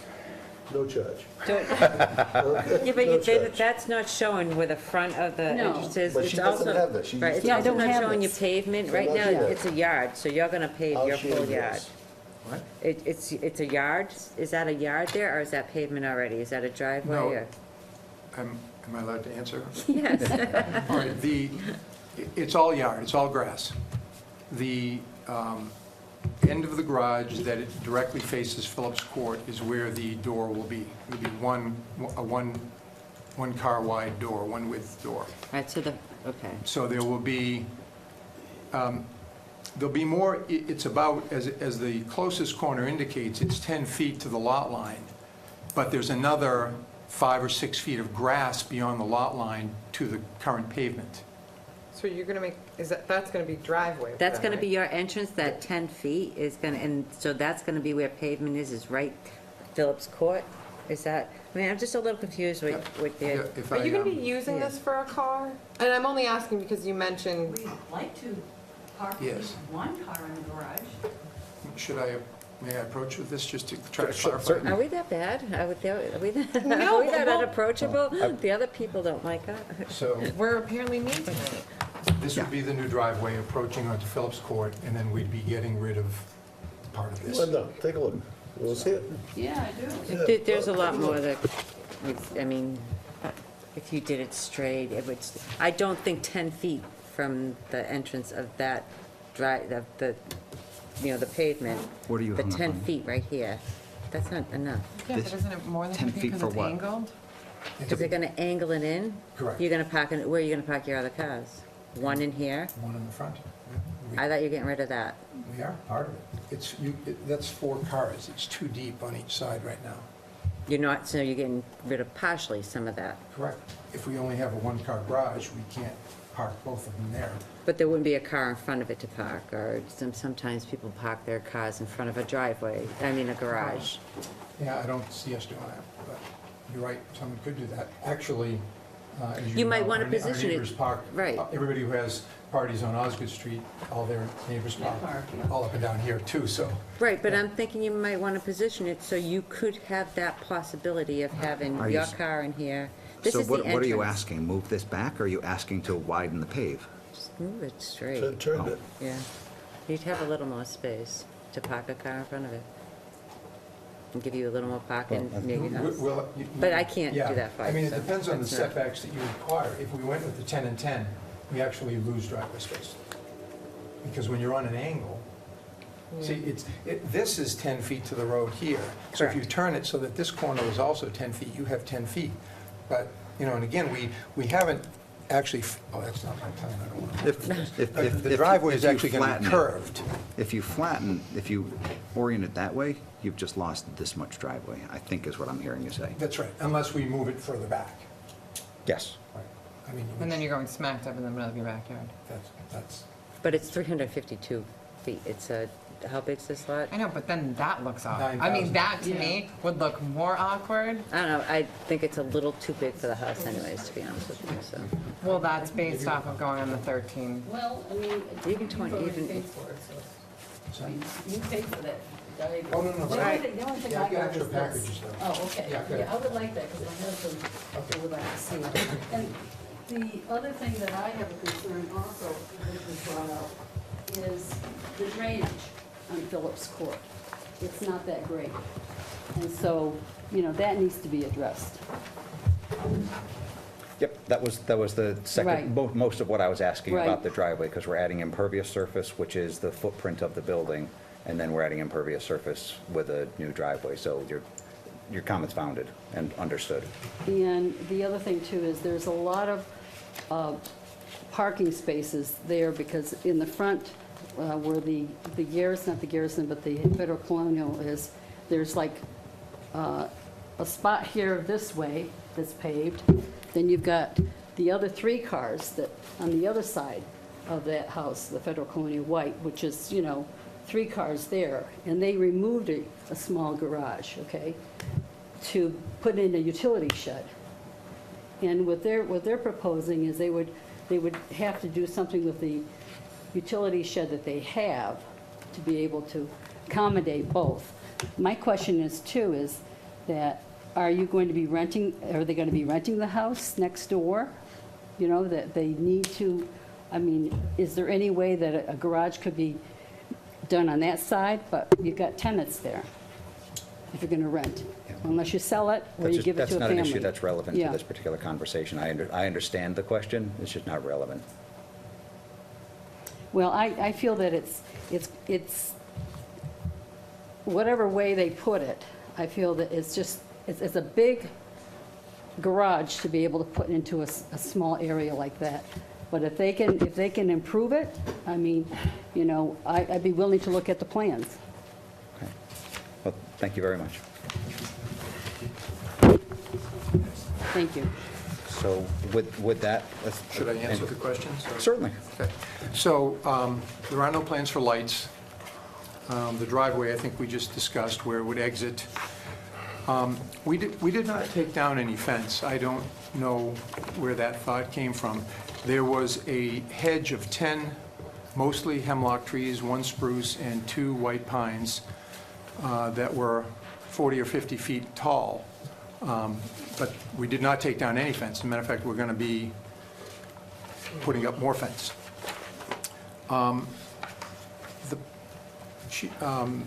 Mrs. Donovan also mentioned the shed, but the shed is not on our property. That's on my parents' lot next door.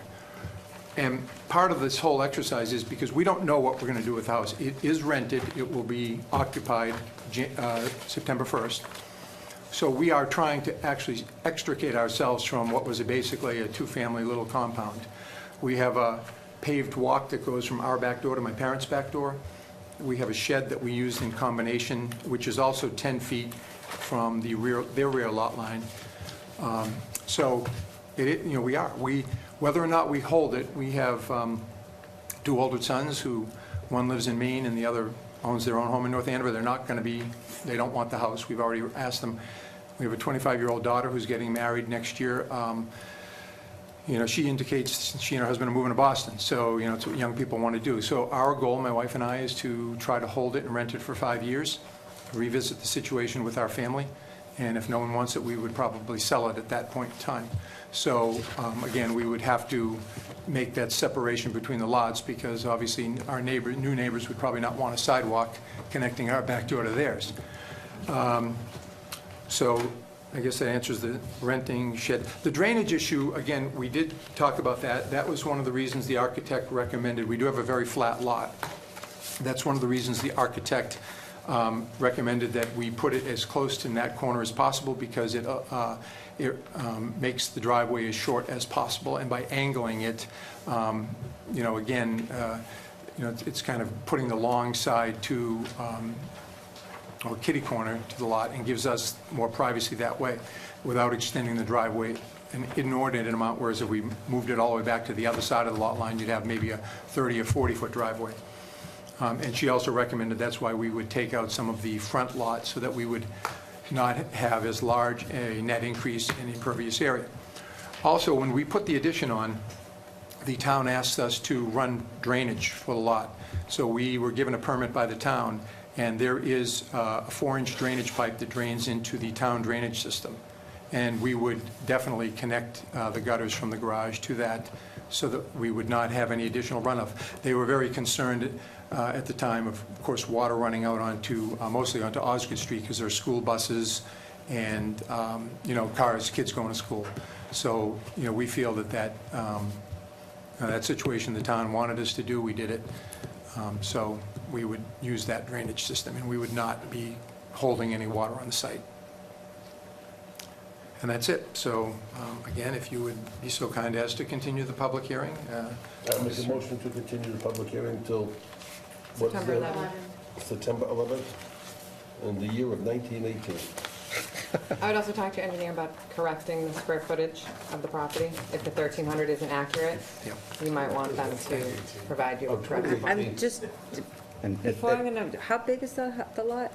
The lot, 9,620. That's a lot of, So as long as the architect or engineer is touching the plan, it's probably worth marking the driveway, please.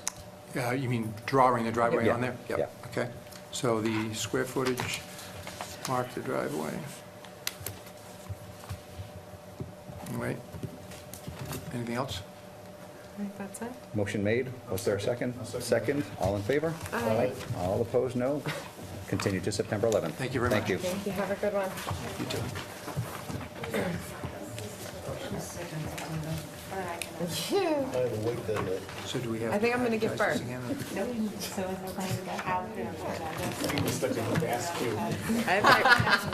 I like that one. I have my relatives' information. Ooh, did you see that slide? It's a shuffleboard. All right, 2 more, let's go. This is not going to get done by 11. Brian, I'm sorry. I didn't mean to throw you on the spot more.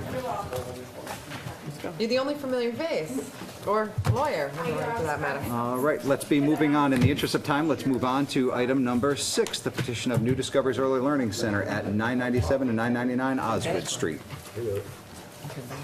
Yep. Notice is hereby given that the Board of Appeals will hold a public hearing at the Town Hall at 120 Main Street, North Andover, Mass. on Tuesday, August 14, 2018, at 7:30 PM to all parties interested in the petition of New Discoveries Early Learning Center, LLC, for property at 997, 999 Osgood Street, map 35, parcel 50, North Andover, Mass., in the B2 zoning district. The applicant is requesting a special permit pursuant to section 10.3, 10.31, and 4.127, in parentheses 22, of the Town of North Andover zoning bylaws to operate a daycare center within the B2 zoning district.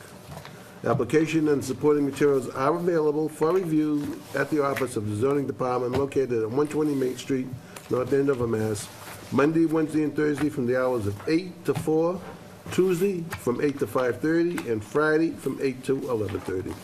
Per order of the Board of Appeals, D. Paul Carr, Jr., Esquire, Chairman. Thank you, Alan. Floor is yours. Thank you, Brian Gahn from Smolak and Gahn, on behalf of the applicant. With me tonight is the applicant, Lorraine Miles. She's the principal of New Discoveries Early Learning Center. Also with me is Phil Henry from Civil Design Engineer. We do have a plan. I'm going to try to be brief. I know that's hard for us lawyers sometimes, but it has been a long night. Especially you, Brian. Yep.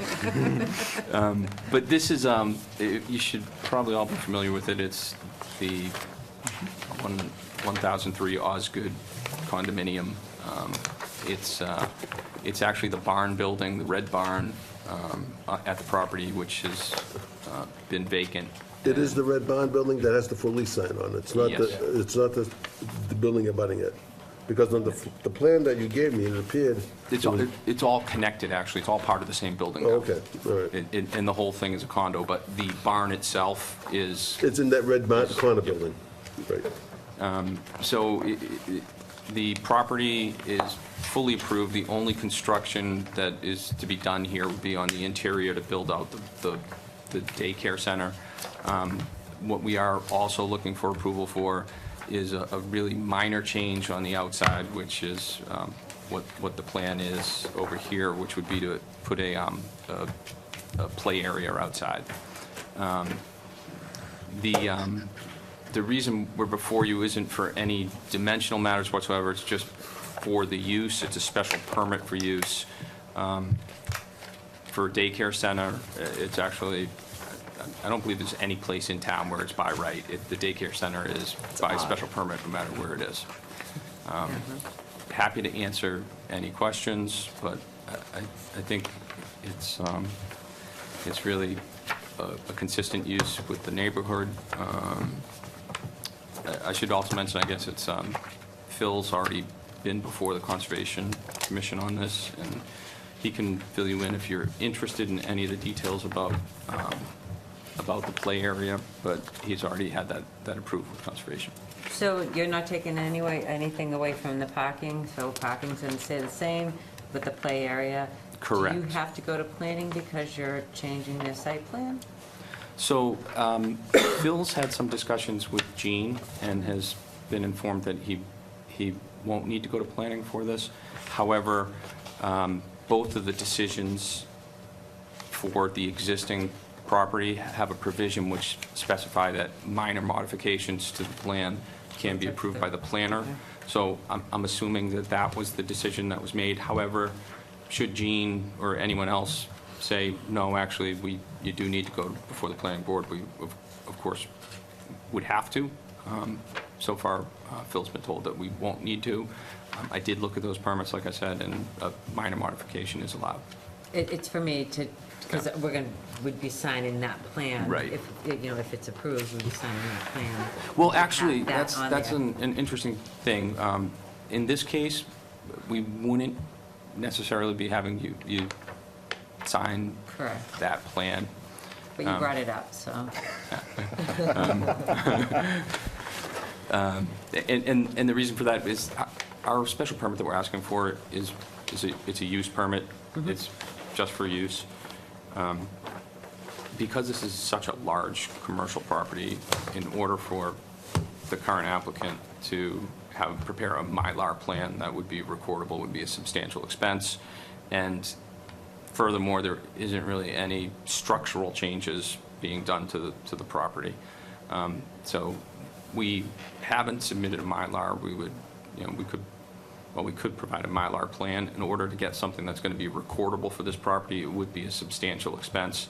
I would request that if you wanted to reference to the plan specifically in your decision, that you could maybe attach a paper copy of the plan to the decision, just so that we wouldn't have to have a Mylar approved. You're looking at me? I don't sit here in the need of a Mylar for this use. Historically, there have been chairs who would likely have insisted on a Mylar. I wonder who that would have been. So, moving right along. I want to get home. Brian promised to be quick. So any questions, Ms. Jacobs? I have none. Ms. McIntyre? You can skip over me, I might have another one, sorry. Okay. Mr. Kusia? I'm fine with it, I see no problem.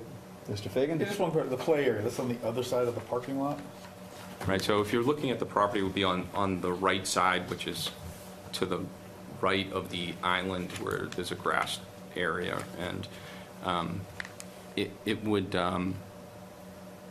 be gated. It's been through TRC. Fire safety suggested they wanted a guardrail to protect children from the traffic, so that would be added. It's also would be set back a bit from the road. Jason, it's on the right. It's But not on the behind. right-hand It's not side. behind. Correct. There's a And nice it's grassy area behind, that's what I was Yeah. looking at when I looked there. Yeah. Okay. And I guess one other thing I might mention, just because Ellen actually had started to raise the question about parking. And the parking requirements for the project, when it was approved, contemplated a restaurant use in this portion of the property, and the parking requirements for the daycare versus the parking requirements for the restaurant is substantially less. So it's technically What zone is it? B2, I believe. And how do the kids get to the play area through is there a little path? Is there something like, because they're gonna be crossing the parking lot? Yes, yep, they will be, and so there'll be a procedure in place where the staff will walk out in front, stop any traffic, and the other staff member will usher the students across safely, and there'll also be kind of a crosswalk painted there with a sign, so that really any little traffic kind of goes on that side. Mostly the people go straight into the left, like kind of towards the Mad Maggie's and all that. So with my building kind of being on the end unit, mostly the people who will be parking over there will be my staff and my parents picking up and dropping off, who are aware of that. Yeah, because just every once in a while you do get a rogue kid that just... Just That was your beeline kid, it, wasn't yeah. Yeah. Speaking from mother of 3 boys, sometimes that happens. I hear ya, 2.5-year-old. 30, no. Right, just, all right. Just asking, I'm good.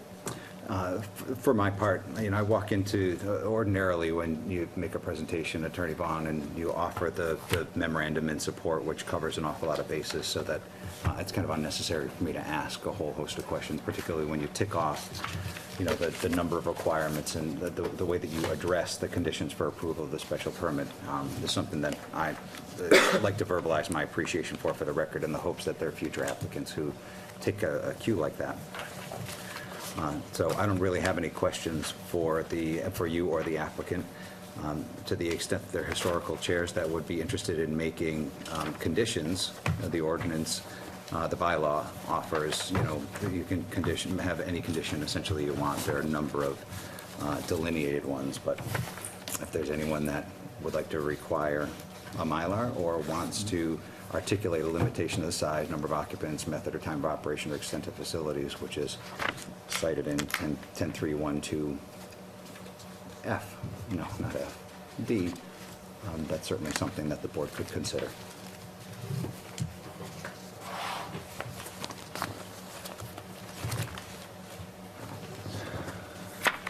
Seeing and hearing none, then perhaps Is there anyone in the gallery that has anything they'd like to say about this application?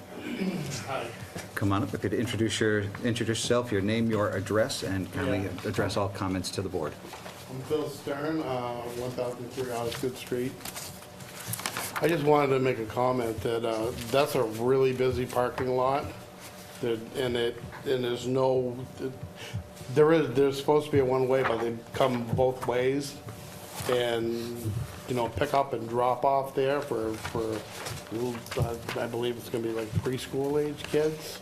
It's gonna be really difficult there, and walking them out through a parking, it is basically a parking lot, and there's parking where they're proposing to put in their playground over there. It's gonna be dangerous and difficult, you know, to get out there.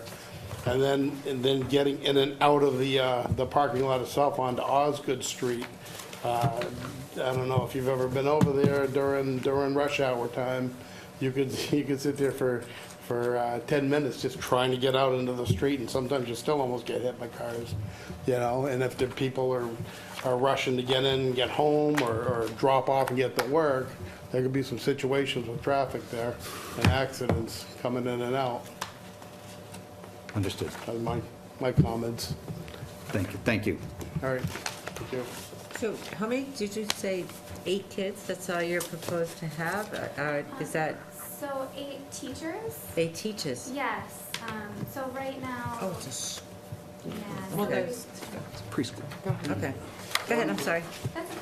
Excuse me, one other thing is the parking lot's really full there too, and they're proposing to do off-site parking for the employees of the building.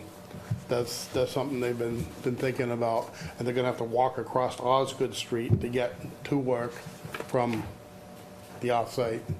That's worth exploring. Thank you for bringing that All up. right. So trying to finish that line, teachers, students. I thought it was 8 kids. Well, no, this is, so you have an infant classroom 1, infant classroom 2. Then you have toddler classroom, preschool, and preschool. Correct. My understanding, I only know this because I have a 1.5-year-old, there are certain limitations on how many kids based off of how many teachers you have. Correct. So 2 teachers. 70 kids. If it goes into the second floor. So it all depends on how many teachers you actually have. When you're at the infant level, I think you have to have 1 teacher, you can have 3 kids. Once you have 2 teachers, you can have 3.5 kids. Isn't that interesting? We cut kids in half. That was a small baby. Yes. So that's what I'm assuming. If you're having 8 employees, that's where your child limitation becomes, because I'm assuming, I don't have an older child yet, I'm assuming that same mathematics comes into play when you're dealing with the toddler and the preschool. Mm-hmm. That's correct. Yep. So that's where your limitation is on kids. So if she ups her employees, then she's upping her kids.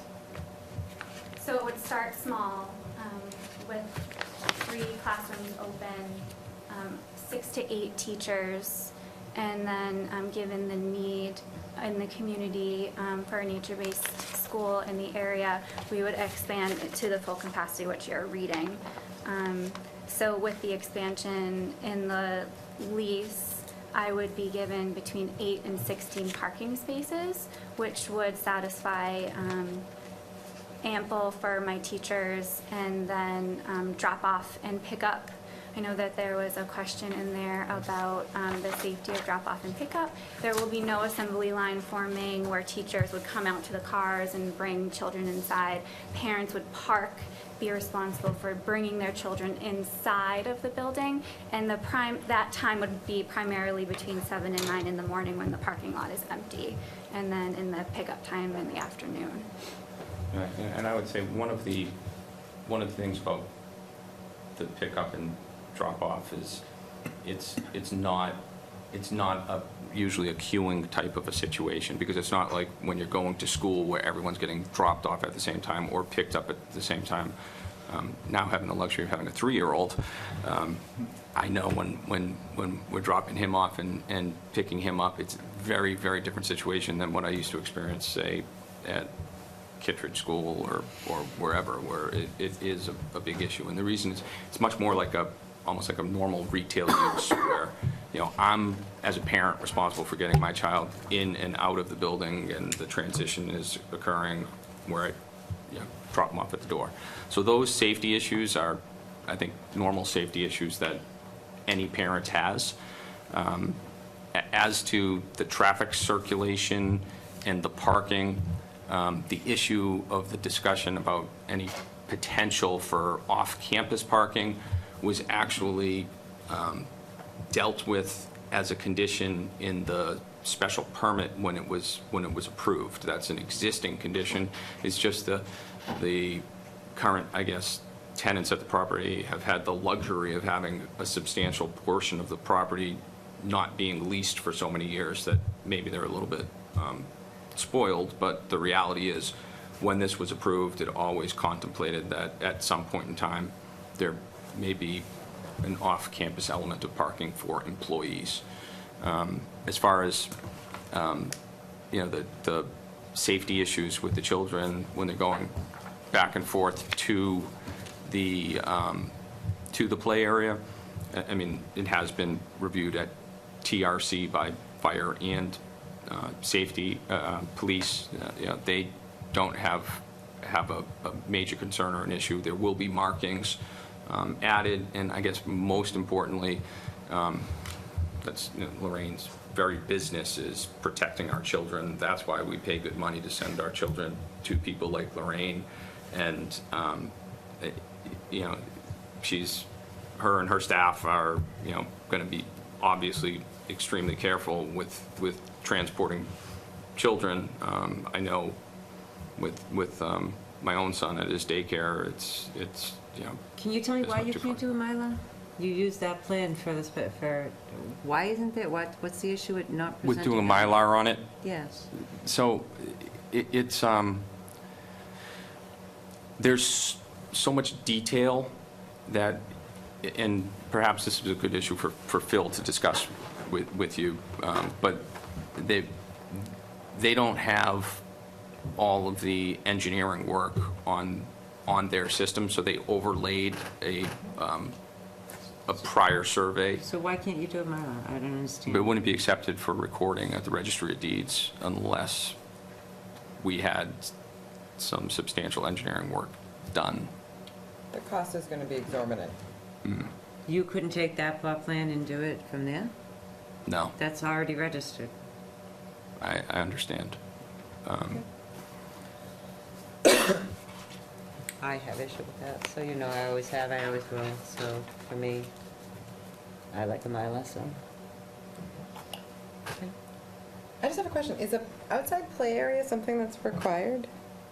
No, it's actually not. It's not Okay. required So it's- by the state. There just has to be something that is within walking distance for the children to play on, have some outdoor time. So it doesn't necessarily have to be like an outside play thing. You could and this, I'm just asking, you could technically put like a bunch of outside stuff inside and there you go, kids, you're just not getting your vitamin D kind of thing. Well, I have to provide access to a public park if I don't have one on site. Okay. So actually, most of the centers that I've worked at in the past, the children have traveled across streets to access like a public beach or a public park. Gotcha. So I've dealt with this in other centers that I've managed also, and I've never had a child be injured outside of the center. One entrance? There will be two, one on the side that's currently there, and actually the other one is currently there also. That's something that the fire chief expressed during the TRC meeting, that there will be a secondary exit, and that one's actually right in the infant room, so that. Is that in the rear, the second egress? It's one is on one side and the other one is on the opposite side. The rear of the building actually is second story. The entrance is first story, and it kind of dips down, so. You only have one story though. Are you doing two, you have 2 stories? So the first and second floor are what the plan was presented, and so I plan on starting small and then kind of. But you are leasing both floors? Yes. Okay. And you have the potential to have 70 students with, what I read, not 70. Okay. Yes. No, the 8's the teachers. 8 teachers, yes, I thought it was eight kids. No. But see, the problem, Yeah, I got and it you were right. probably reading, it's Yes, kid is based off of teacher. I learn stuff when I have a kid. you do, you have a ratio when you have to go, yeah. They Does- cut kids in half. And then you forget it all at the end, later on. Yeah, you remember Does the college site days. have parking capacity for 70 students? Like, can you actually, does parking allow you to grow? Yes, yep, with just renting the first floor, I have 8 spaces allotted, and then with the second floor, I have up to 16. And the property owner has told me that there is actually an abundance of parking, that he has 8 for his unit that he's occupying and only uses 2. So if that is an issue, he will allow me to use those spaces also. And then the drop-off and pickup spaces, I actually looked up all the other businesses in that plaza, and they don't open until 9. And so my students would be arriving between 7 and 9 in the morning, and so the parking lot is empty during that time.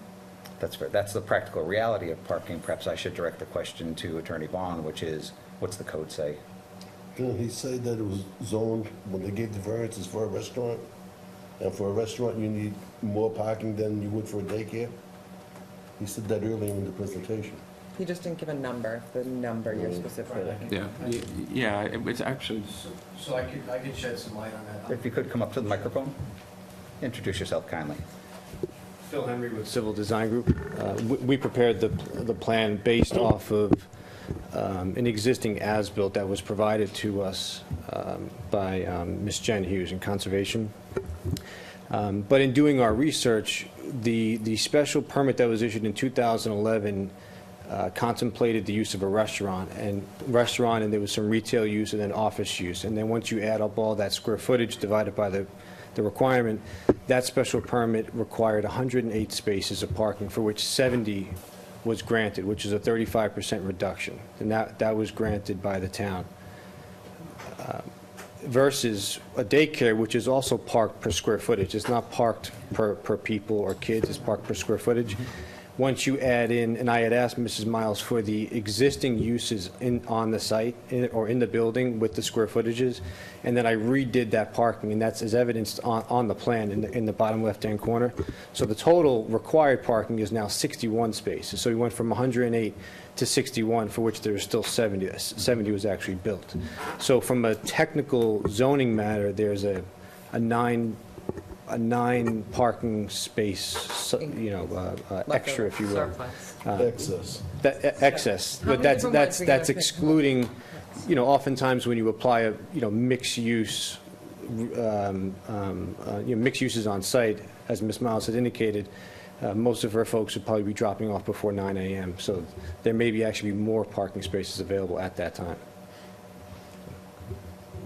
Thank you. Well, Anything further?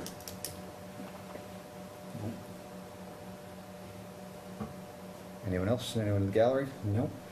Seeing and hearing none. Shall we close public comment? Move to close public comment. I'll second it. Motion made and seconded. All in favor? Aye. All opposed? Unanimous. And the board shall deliberate. Please don't tell me you're gonna let a Mylar. Absolutely, Why? because If- that's just how I base So that's a things on, yeah. procedural thing. Correct, and I like procedures. So the fact that the Mylar can be an expensive cost is what you're holding Ask to? the homeowner to do it. No, Well, a Mylar, they there's been present a things in the Mylar. past where we've attached pieces of paper to existing plans in lieu of Mylars. I don't see why they have to go through the expense of it. It's my opinion, I mean, that's how I feel, and that's how my procedures So are. let's put it to a vote right now whether he needs a Mylar or not. Well, no, I That's think. not what's on the table. I guess I just, okay. I mean, I get procedure to an extent. Yeah. It's just, I like procedure, I like to follow the, for the most part, No, follow I'm the rules. I gotta sorry, bring what it about back. following the rules? Let's talk about the rules. And for me, I think, But do you really think you it's need to be consistent, yes. For me, it's a consistency issue, yeah. So that's how I feel, that's how I think I've always felt. It's just like signs, it's just something that, you and signs? yep. Sign so, queen. In my last, And apparently Mylars. That's my thought. We've done it before without Mylars. I don't Correct. see why we have to make an exception here, but. It wasn't, Alan wasn't chair though on the one. No, I where was not Mylar chairman, was no. Not required. I see why I put the man through all this expense. I'm one vote, It's a Alan. woman. Yeah, I said, let's put it to a vote. Okay. Is I'm is very there a good with motion? Anyone have a motion? that. Is there a motion to approve the variance as requested? I make a motion to approve the variance as requested. I second it. Special permit. I make a motion to approve the special permit as requested. I'll second that.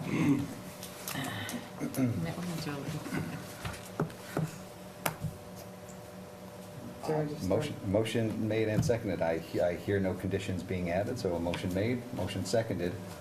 Mr. Fagan? In favor. Mr. Kusia? Yes. Ms. McIntyre? No? Yes. And I am an aye, so that is 4 ayes.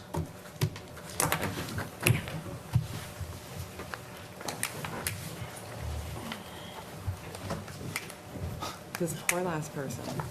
I told you guys were all open the can of worms. Last on the agenda is the petition of Denise Favorite for property at 31 Johnson Circle.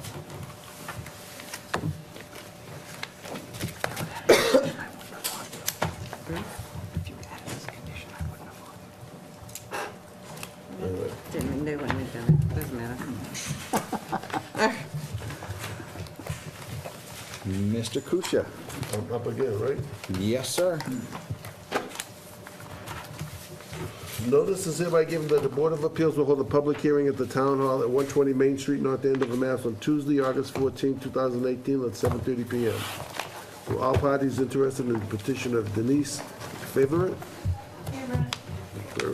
for property at 31 Johnson Circle, map 97, parcel 62, North Andover, Mass. in the R3 zoning district. Excuse me.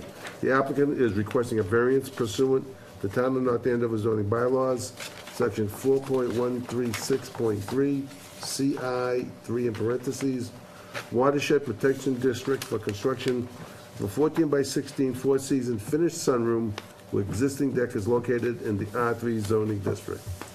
Application and supporting materials are available for review at the office of the zoning department located at 120 Main Street, North Andover, Monday, Wednesday, and Thursday from the hours of 8 to 4, Tuesday from the hours of 8:30 to 5:30, and Friday from 8 to 11:30. And that's official. Thank you, Mr. Kusia. Thank you for coming, thank you for your patience, and the floor is yours. I'm not sure what I'm supposed to say, but I think I've filled out all the paperwork that was required. I took quite a lot of care. I did have Norse Environmental come out, and they tagged the property. I did have engineering, Christensen and Sergi have done the proper plot plan as per the requirements for the variance, and have submitted it. It is submitted and sealed by them. I did also provide a written documentation that's per the application. I feel the same way. Yes, I'm pooped. So I'm not sure if I'm supposed to read this or not, but I think you all should have it because I did a ton of copies for you all, for all of this. It's basically just a 14 by 16 four-season finished sunroom that would be situated on the back of my house. It's a split-level ranch on Johnson Circle, and the only reason that I need to be here, from what I'm being told, is because I'm in the watershed district, and I completely understand that. So I am in the watershed district, and it is on a hill and all that. But the room I decided not to put in a whole foundation, so it's just going to be on pillars, just where the existing rickety deck is that everybody tells me should be taken down anyways. And then I would put a new little 10 by 10 deck next to it, against the back of the house. I have been in front of the Conservation Board and have had that approval. They asked for a couple of things, like having the building materials put on the edge of the driveway that goes to, next to the garage, so it doesn't go on the land, the property. And, to tag a couple of the trees in the back, and I actually bought the tags. She needs to come out and tell me exactly where she wants them to go. But other than that, they seemed fine with it, because I was really at the 100-foot mark for the conservation. Let's see, the other thing is, I know I'm going before the planning board next week because of the same issue that I'm in the watershed district, and I feel the same way. You're doing this. And so I will tell you that I did just speak with John, is it Borgese? Really nice guy, the town engineer, super fellow. And he has given written direction to Monica to just ask Phil Christensen to update his plan, just to allow to put in that the drainage from the drain pipes would go into crushed stone for disbursement into the ground. And that's really all that he's asking for. So you already have your decision through conservation? Are you still I had the going- decision through conservation, that's done. So when was that done? I think it was May. I Oh, gotta that's, go. okay. I think it was So, May. and where does he want you to change the plan? Not on our plan, on the planning board's No, plan? the planning board's plan. Yeah. So your plan is completely fine. I've gone over Your it. Mylar that Yeah, you and have I in front have of us? 2 Mylars. They only asked me for 1, and I got 2. See? And we do appreciate, All righty then, thank you. This chair doesn't. I appreciate it. we appreciate the rules being followed. I have done everything to the T. I have a question. I even brought yeah, go ahead. Your existing deck, I'm sorry? your existing deck, Yes. is that on pillars It's on too? pillars. And all you're doing is ripping that one down, making one that's a little bit bigger? Yeah, pillars. for the Four Seasons sunroom, yes. Okay. So you're taking down a 10 by 10 deck. Yeah. You're adding a Eight. larger Yeah. sunroom. 14 by 16 sunroom, 14 by 16. and then a new 10 by 10 deck to the side. Okay. But all of this is on pillars? Yeah, it's all on pillars, so it's not going to disrupt, believe me, I don't want to disrupt the water. I've had that problem before. Lesson learned, it sounds like. Oh, ay, ay, ay.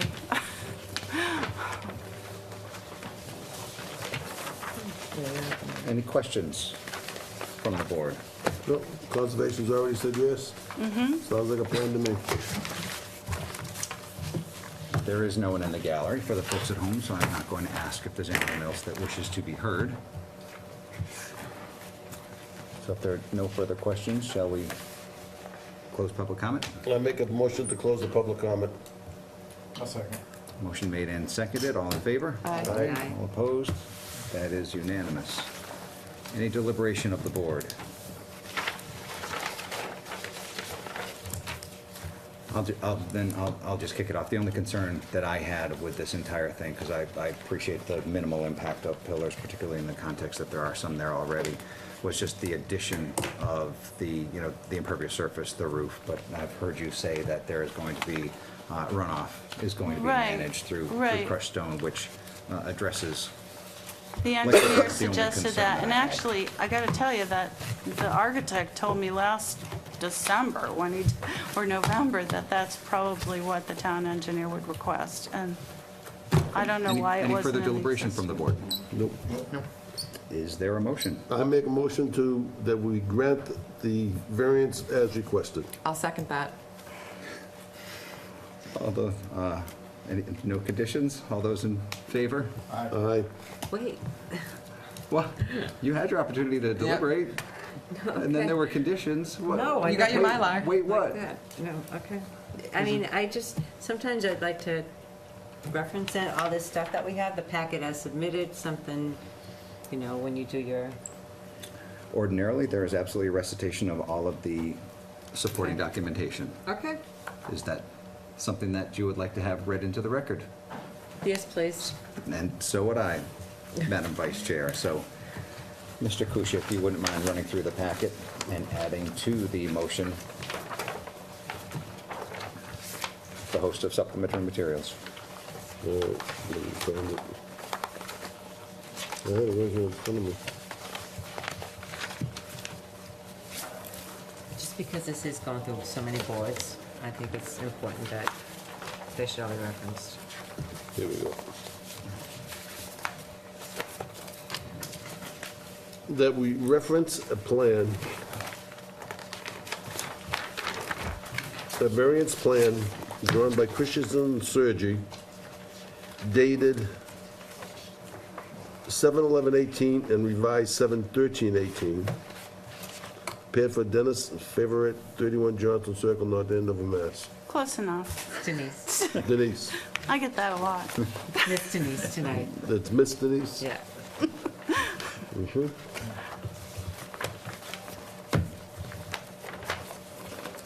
Is that what you wanted?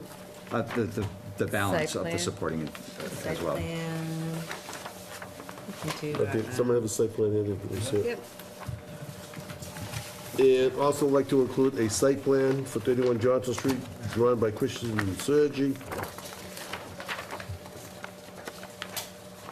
dated May 8, 2018, 1, 2, 3, 4, 5. which is a sediment control detail, which, And you want to also reference the, what's this called? I would just call them the That's the plans for the favorite blueprints, residents. the Yeah, but that's a architectural pre-existing house. plan. No, this is what she's putting in there. This is the whole thing, the existing. The proposed- architectural The plan. architectural plans, 1, 2, 3, 4, And 5 pages, and 5 pages of an architectural plan rendering. rendering dated, I don't know what it's December dated. 7th, I think it was December. 2017. Bottom right-hand corner. Oh, look at it, it says 12/7/17. Correct. Dated 12/7/17. It does not say who it's drawn by. Nope, it's just rendering. That's good.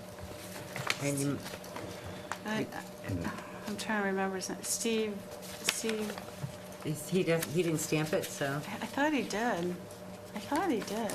I didn't bring one with me. I don't think that we I have. forgot that, but it's Steve, I don't see a name on it. Steve the architect. Steve I'd the like to say architect. Steve the architect. And then you want to reference North Environmental. He works for the town. Where? No, that's it, that's fine. Yeah. No. But then you want to reference this packet, North Environmental Service, submitted December 18.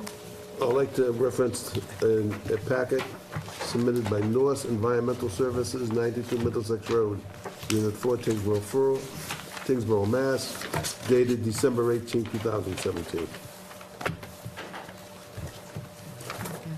Dispense with that one. What is it, just a plot plan? Looks that way. For reference, a map from, one more. One more.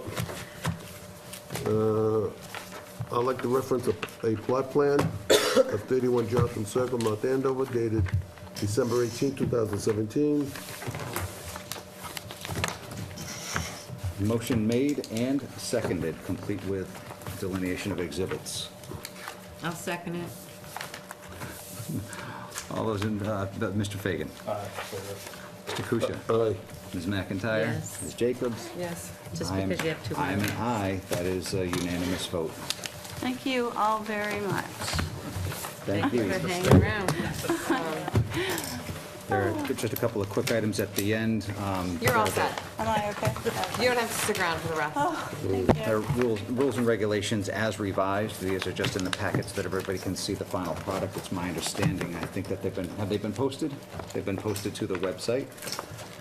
The next item is we were handed the social media policy of the town of North Andover and asked to circulate them. And so each of you should have a copy. If you Use don't, social media responsibly. if you don't have it, I don't use it. then You don't use email, let alone. I use email. And the last item on the list is the do October use meeting date, email. which needed to be moved because the Just Board mail of it to me. Selectmen, I think, is using the room. Is that right? Or- Well, no, I mean, yes, but the original meeting date was October 9th, though, which I did move, I kept it October 9th, but I think you wanted to move it, right? Okay, yeah. And so it is now October 2nd. October 2nd is the October meeting date. I think I was told by them, do we have to vote on that? Or no? I don't know. We can. All those in favor? All in favor of moving the I won't be October? here, so I'm not in favor. You mean you are in favor? Moving it? This is Will a, you be here October 2nd? No. Oh, no. Wait a I'll be here October 9th, but I won't be we- here October 2nd. and then fortunately for us, there were 2 associates recently appointed, so we'll have supplements to the board. All those in favor? Aye. Aye. All those opposed? I am opposed. All right, 4 to 1, simple majority needed. We have a supermajority. No, but I think it's probably going to be at the North Andover. When it The gets closed off. senior center? School. No, at The school, the school, administration. across from Kittredge. Okay.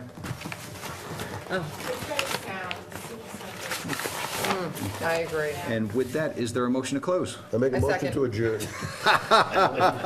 Motion to adjourn made, motion seconded. All of those in favor, say aye, aye. All opposed, no. That's also unanimous.